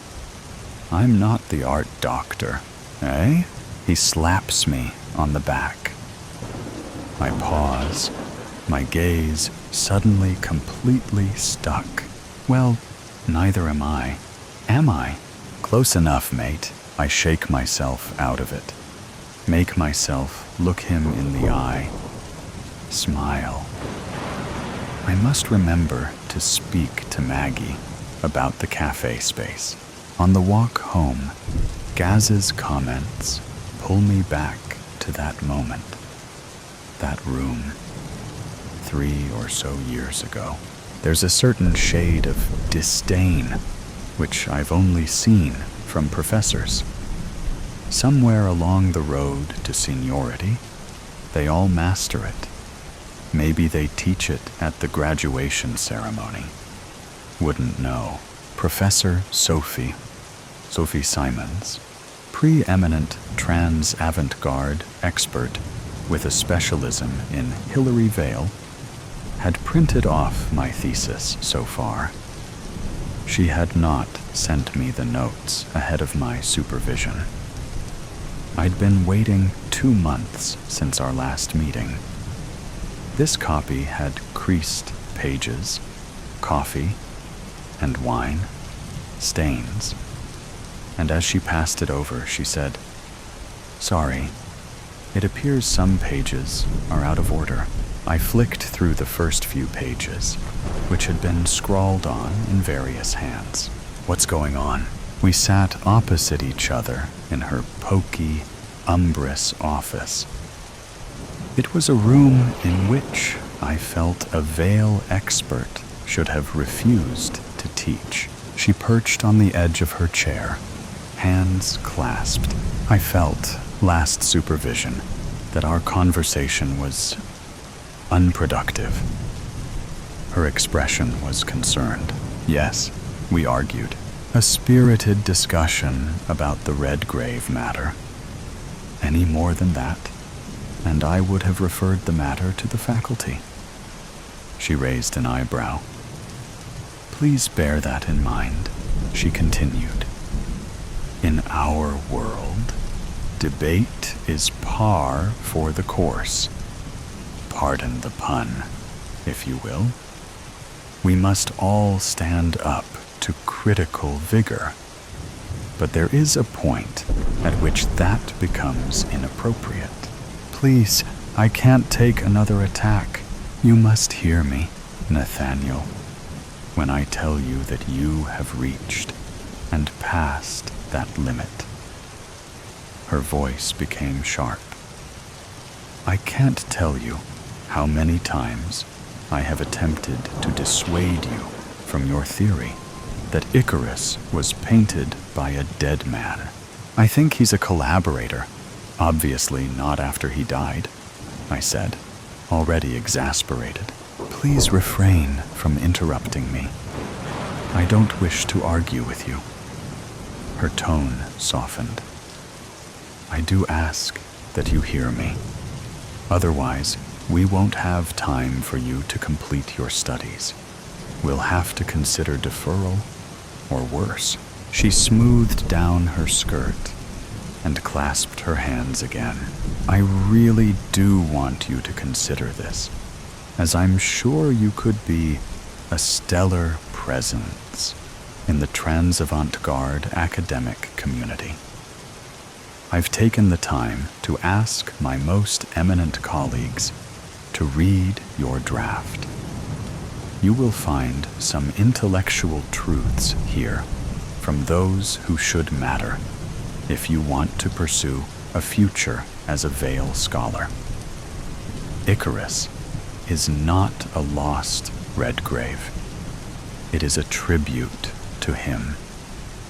This is a crossroads. There's still time to take another path. I've contacted Vale. I know he'll get back to me soon. The artist is not the canonical interpreter of their work. You know this. It doesn't matter either way. It's futile."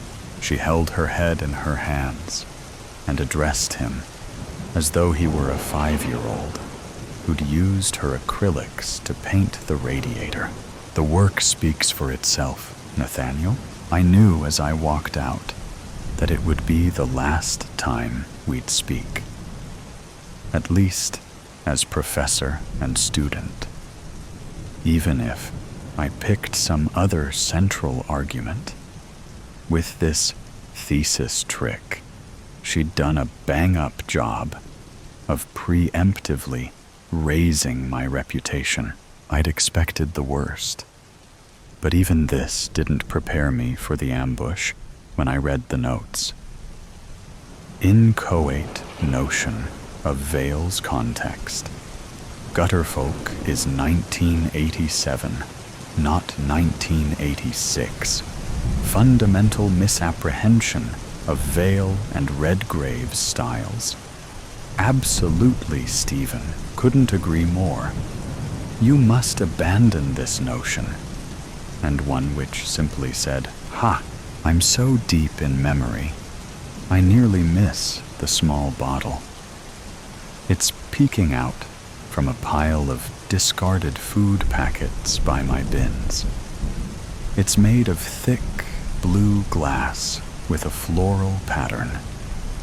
I have a battle with the cork stopper, but eventually I'm victorious.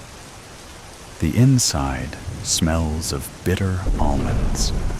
I quickly replace it. I know very well what Redgrave drank to kill himself. What I don't know is why it's in my possession. I walk home quickly and put it on the shelf next to the teacup. Vale wouldn't have spent time on grim thoughts. So after Professor Simons and I uncoupled, I tried my best not to ruminate. I hadn't won over the establishment, and the artist had not validated my theory. But no one died, just my ambitions, and the plan for the rest of my life.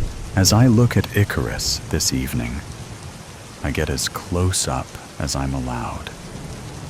I trace my finger in the air over the brush strokes of the impossibly textured sea, a palimpsest. I look at the eyes, which bear a hint more definition than Vale's usual style. They look wider, more fear than exhilaration in them today. As I scan the sky, I see them all. The teacup, the bottle, and holding the bottle, a hand, not Icarus's. I think about my solitary park walk home and bite my nails. "Oh, right, Nate," I hear Security Stu call. "Heard you got Gaz his first exhibition." Maggie had loved the idea of macrame. Apparently, Cord is in. He shakes my hand vigorously. "Good lad. About time Gaz got some recognition for his strings." "No problem," I say. "Evening, Stu." I glance at Icarus one last time before leaving. I can't help but see the hand.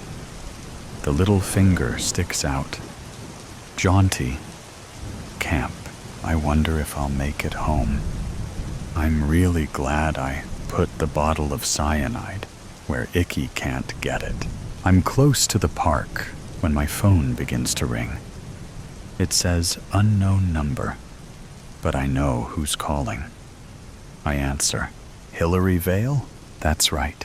Hearing such a familiar voice addressing me feels like seeing the eyes of Icarus turn, slowly seeking to fix directly on mine. "You emailed me a long time ago. Sorry it's taken me so long to reply." "You really don't have to," I say. He laughs, and even though now I know what I know, I still feel a rush, an aurora surge within me. "I sent you some emails more recently. I could have done with a reply to them, too." I pause. Regrave painted Icarus, didn't he? It takes a while for Vale to reply. He was more of a collaborator. But yes, we made it together. I'm back in the office. I'm telling Professor Simons. I imagine her face, those clasped hands, gripping on to the last moments of her illustrious reputation. I've still got the thesis covered in vicious marginalia. I could publish it. Watch as they all turn on each other. Until I realize they won't believe you, he says. I imagine myself actually trying to explain the situation and realize that I have no evidence. I am only Mr. Nate Crow, an embittered conspiracy theorist, trying to tarnish the memory of a living legend. Why do you think I've revealed this to you? Keep the trinkets. The police won't want them. I can hear him smiling. You murdered your friend, I say. Why? To live, Nate, he says. I had no choice. Think of my life with him still around. He was always the better artist. It was a fine margin. But there it was. Every award, every exhibition opportunity, he was there around every corner, winning it all. I always thought I could achieve more, do better, outrun him like Atalanta, until he painted Icarus.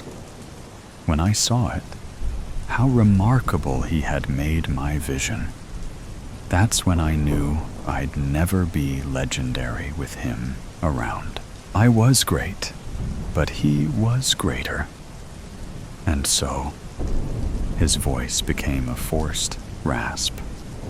I needed to be the sun. Why tell me at all? I ask. Nate, it's been 40 years. You've seen from my art how I've struggled to avoid these encroaching shadows, with no way to unburden myself. But now I have you, and you finally have me. He ends the call. In my mind's eye, I see the last laugh, in which rainbow confetti erupts from the mouths of diners, laughing in the face of the figure of death who remains there, temporarily obscured.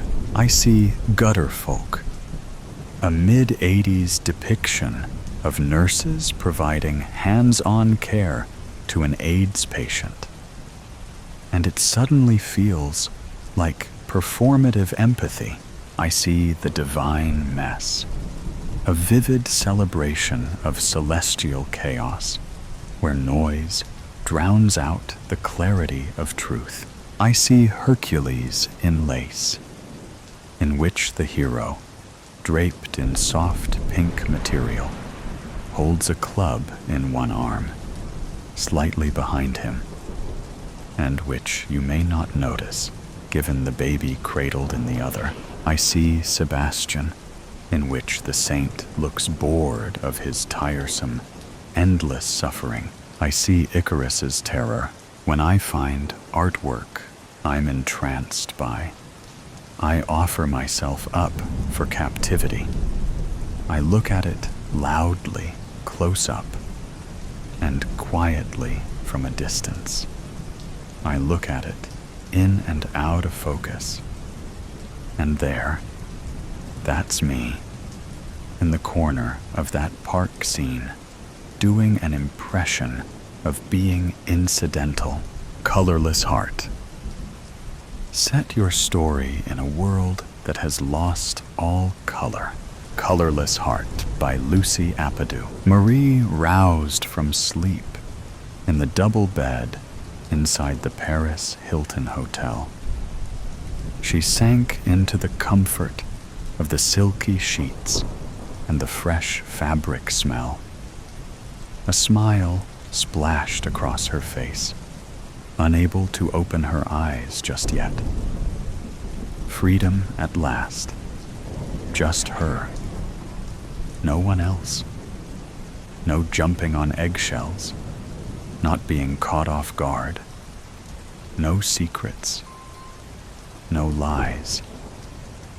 Just Marie. No other soul in this room. away from him. But it wasn't only about liberation. It was about protection, keeping her loved ones safe. She had to keep them alive. And this was the only way. Freedom for herself, but separation from her loved ones. But that one person foremost in her brain. Salvatore. Marie had recently attended a gun range and learned how to fire a gun, just in case. She never knew when she might need to use it. It was about protection. The alarm on her mobile phone jerked her fully awake. A yawn filtered through as she slowly opened her eyes and spotted her phone on the dull black bedside table that had been brown yesterday. The white cushions that had been hues of purple, the black curtains that had been taupe, the ash-black carpet beneath the bed that had been gray, and the black sky through a gap in the window curtain that had been blue. No more blue skies, no more shades other than black and white. The world had lost its color. Marie's breath quickened as her heart palpitated. She rose from bed and rubbed her eyes hard. It had to be her eyes. Had she suddenly become colorblind? Where were all the bright, vibrant colors when it was what she needed? She shut, then opened her eyes, but nothing changed. Her world was drab, colorless, soulless. Her shoulders slumped over, her head bowed. A slow chill ran up and down her spine. Curiosity peaked. Her skin reddened and turned hot. She had no choice but to be here in this colorless world. What had happened overnight to turn her entire world into a shroud of darkness with only black and white in its midst? Marie wandered outside the hotel, lost in a world where she knew no one. She had left Melbourne to make a fresh start in Paris, so nobody would find her. So he couldn't find her. She couldn't believe having woken up in a with shades of gray and black blocking her view of natural color, light, and even shades of gray. A bench with a view of the River Seine looked inviting as she made her way over, put her bag down, and stared at the calm ripples with a view of the majestic Eiffel Tower. Sailing boats anchored in the water, bunched up trees, and riders swinging their arms inside canoes. The wind scraped her face in the winter. Nothing but black and white. Marie flashed back to her former life, back home where she worked as an interior designer, married to a man she didn't love, and friends who would most likely understand her escape. Yesterday, her world was dark, but today, after she awoke, it became darker, grittier, and scarier. Did this lack of color mean something? Could she no longer design with color to refresh old homes or design new ones if she wanted to start over in France? She had not rung anyone except her best friend Helena about her sudden escape. for their own protection. With a call from a burner phone, she announced her safe arrival. "Do you have color? Or has the world changed?" Helena replied. "What are you talking about? The things in the world. They're in black and white, Helena. I woke up this morning and nothing was in color. No blues, browns, pinks, purple, yellows, or any color. All gone. Is Melbourne the same? Don't be silly, Marie. We still have color. Have you become colorblind? Had your eyes checked? You couldn't have become colorblind in an instant. Go get them tested. Oh, and please stay safe. I don't know when I'll call you next. You know how he is. He could be tracking this conversation, even if it's on a burner phone. I love you, Marie. And I'm glad you're safe now. One day, we'll be together again." Marie fought back tears after ending the call. She would miss her loved ones, but she still didn't get what was going on. Was she the crazy one? Or did only Paris lose its color? With a sigh, Marie rose and made her way back to the hotel, knowing she'd have to find herself permanent residence. As she crossed the wide road, a towering man brushed her shoulder. "Oh, sorry." He locked eyes with her and walked ahead of her on the other side of the road. His broad shoulders and black eyes made her shudder, stopping in his tracks. "I have a message to give you." She angled her head. "Who are you?" "Here, take this," he said. She retrieved the note. He watched her. Who the hell was this guy? And why was he making her nervous? "Who are you?" "I'm just the messenger, lady. Read the note." "Who sent you?" He inched his way closer. Benny did. "Now read the note." "No. Not again." He found her. Would this bastard ever leave her alone?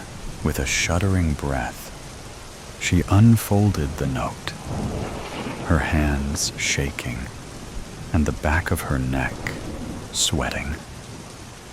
Bits of her skin prickled. What was this? She had to be dreaming. As she read the note, her vision blurred, as if the words weren't real. The threat wasn't real. "Meet me in front of the Louvre tomorrow morning, 9 a.m. sharp, or someone you love dies." The same old threats again. How did he find me? The man bared his crooked teeth with a smile. He swaggered off into the distance. It wasn't over. It never would be. The next morning, Marie paced her steps towards the Louvre, a queue that was a mile long. She wondered if anyone would ever reach the entrance to the museum. The glass panels of the building distracted her from the enemy she was about to meet. Each step drew her closer to the devil. When would it end? Her breath hitched as she stepped on uneven ground, razor-sharp pain cutting into her lower back as she fought the gust of frozen wind. She had to free herself. But how? He would always find her, threaten her, obsess over her, and abuse her. She'd been abused for 3 torturous years. Storm clouds brewed, when Marie drew closer to the swarms of people.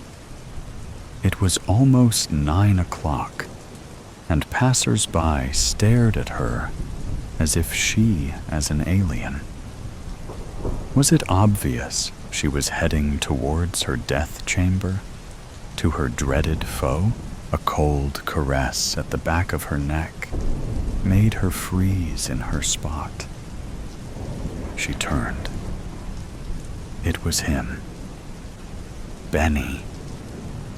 In all his wealthy glamour, the bastard wore a black tie, black buttoned-up suit jacket over a black cashmere jumper with black pleated pants over Italian leather shoes. He smelled rich. "Follow me," he said, as he prodded her towards an unknown destination. They walked in silence as his intermittent glares unnerved her. The squeeze of his arm draped through hers, leaving bruises, but she said nothing.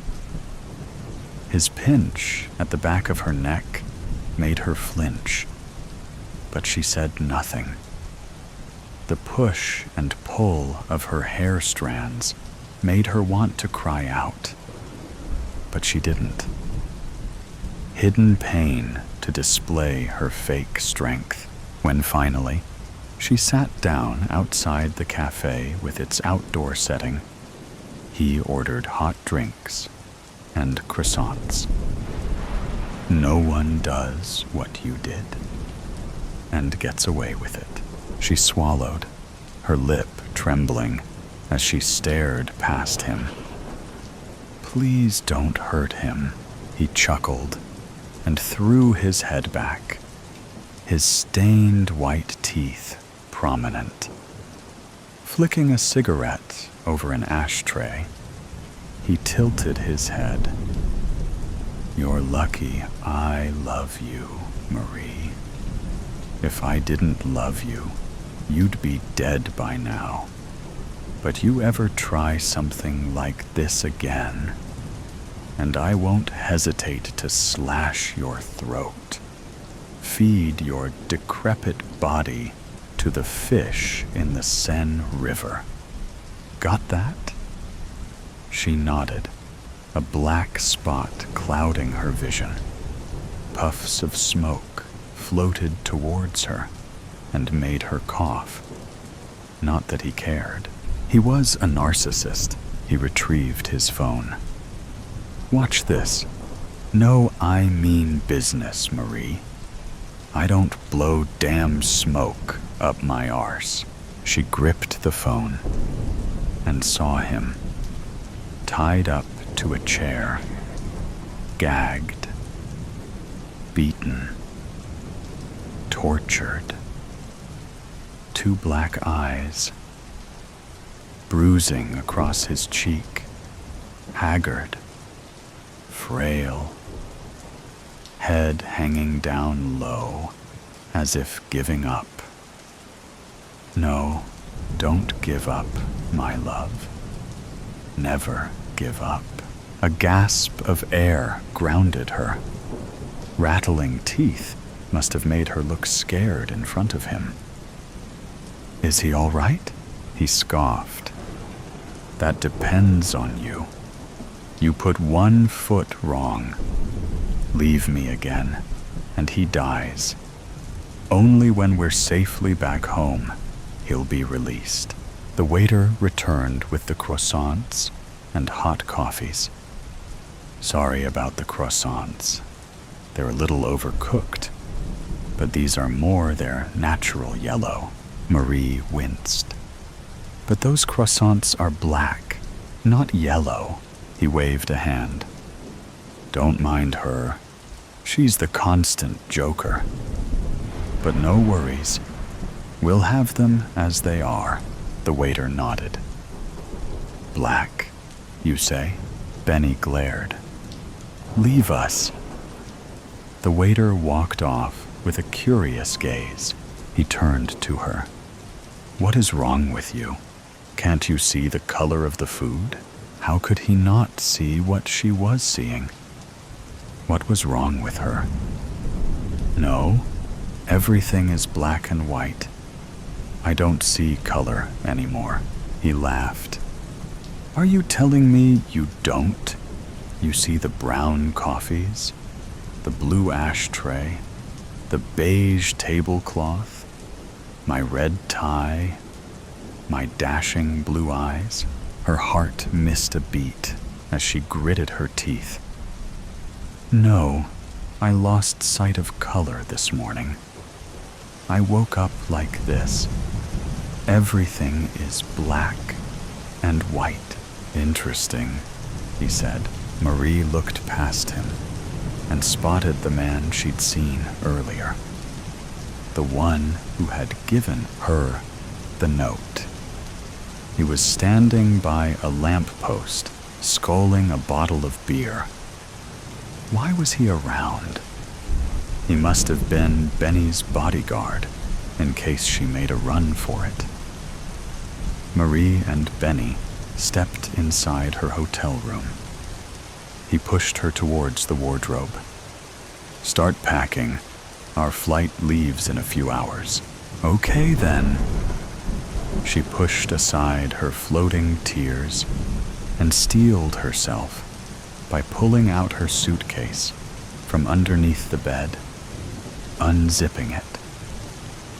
As if in a surreal world, she pulled clothing off hangers and threw them into the suitcase. She was going back to her prison, away from the love of her life. If only she had been stronger a few years ago, when he had framed her ex-boyfriend, Salvatore, for murder, just so he could be free from prison. She was forced to marry him. Marriage to Benny in exchange for Salvatore's freedom. She had never explained why she'd broken up with him.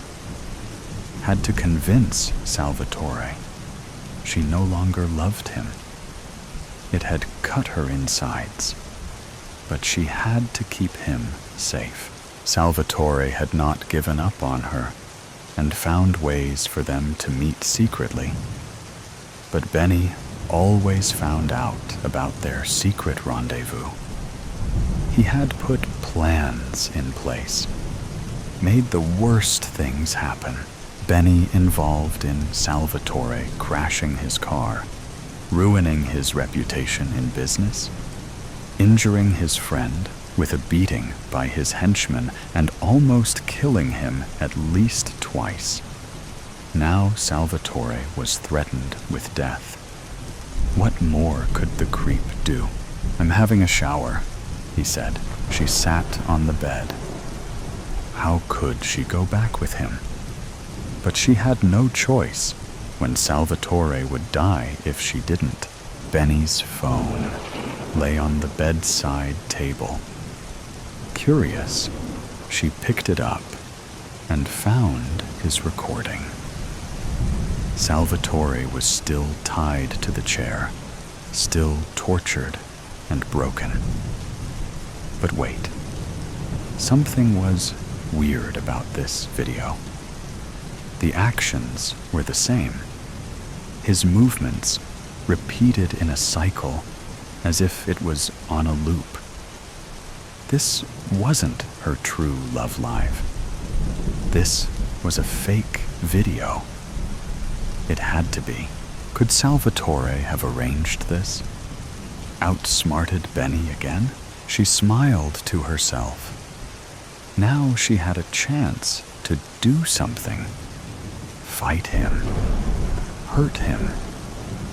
But no, she wasn't a violent person and had morals. Nothing like Benny. What could she do?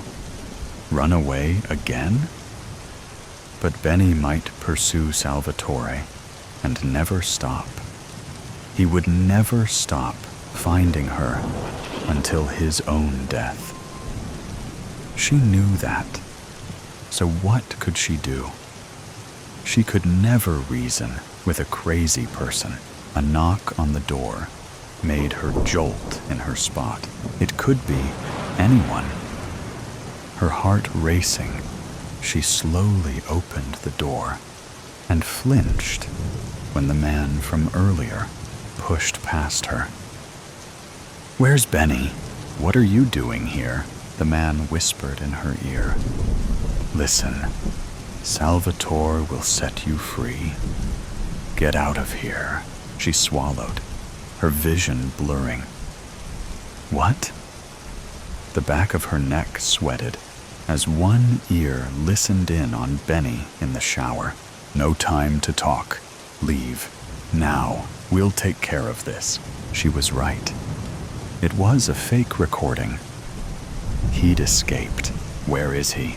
The man swung the gun in his hand, scanning past her. "He's closer than you think. Go now."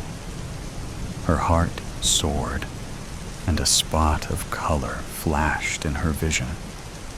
But only fleetingly. It turned black and white again. What in hell is going on here? Benny grasped something from his back pocket. "Why are you here?" The man shrugged until reaching his side pocket and shooting towards Benny, who shifted to the side, the bullet grazing his cheek. But Benny pulled out his own gun and took aim. The gun hit the man square in the chest. He fell back against the door with a thud. Marie quaked. It was over. No love, no freedom. "You will never leave me. Never, Marie. Get that. Nobody will ever take you away from me. Grab your things. Hurry up." He shifted the strange man's body to the bathroom, blood pouring out of him like a tap. When he returned, Benny shoved her aside and flung the remainder of her clothes into the suitcase. "Now zip it up and let's leave pronto." He sat on the sofa and scrolled through his phone. A call to one of his stupid thugs. Goosebumps swarmed like insects over her arms as a dull ache at the back of her neck made her queasy. This had to stop. Slowly zipping up the baggage. A shuffling sound underneath the bed made her think she was hearing things. But no. She spotted a shoe protruding from the corner as someone glided further to the edge near the bedside table. Salvatore appeared and placed a finger across his lips, hefting a gun. She moved towards Benny, pulled the suitcase off the bed, and retrieved her bag. "I'm ready." Salvatore flung himself in the open and approached Benny with an aim of his gun. "Put your hands up. Now." Benny flinched. "You have a death wish, don't you?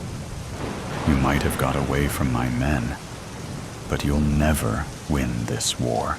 I will fight you to the death, Benny. I don't care if I die, so long as Marie goes free. Free from your dungeon. Free from your psychopathic world. You loser." He faced Marie. "Go now. I'll take care of this." She shook her head. "We fight with our hands. Fight to the death." Benny scoffed. "Fine with me." He shoved his pistol inside his back pocket and took a fighting stance while Salvatore did the same. "No, please, Salvatore. Just go. I can't be with you. Benny's my husband. I'm going back to Melbourne with him. Please, leave.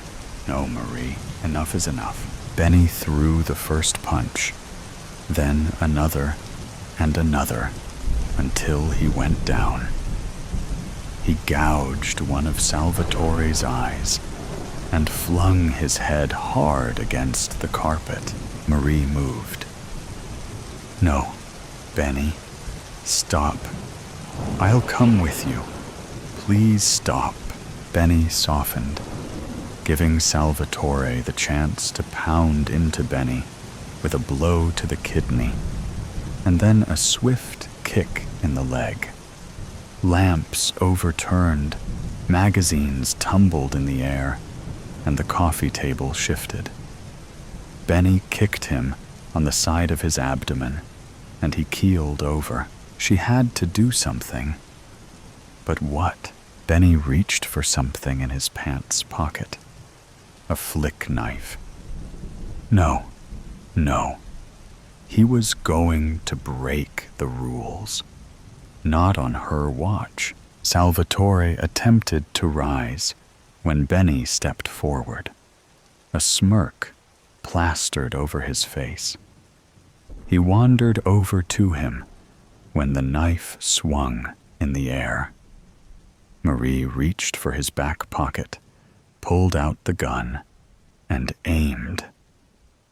Stop, or I'll shoot, he scoffed. You don't have the guts. Don't even know guns. Benny ignored her, about to stab Salvatore in the throat. Marie pulled the trigger and shot him twice in the stomach. The knife fell, and he dropped like a sack of potatoes. Blood seeped onto the carpet, and she watched and waited for the life force to draw out of him. 3 years of hell. 3 years of watching over her shoulder. 3 years of fearing the lives of her loved ones. Walking quietly on eggshells. Those days were over as the rotten apple drew his last breath. Salvatore shuffled towards her and hugged her. I love you, Marie. I'm sorry I couldn't protect you from him. You've always protected me. She beamed. I love you too, Salvatore. She savored the gentle caress of her lover's strong arms around her waist. Her eyes shifted, her surroundings vibrating with color. Nor more colorless world.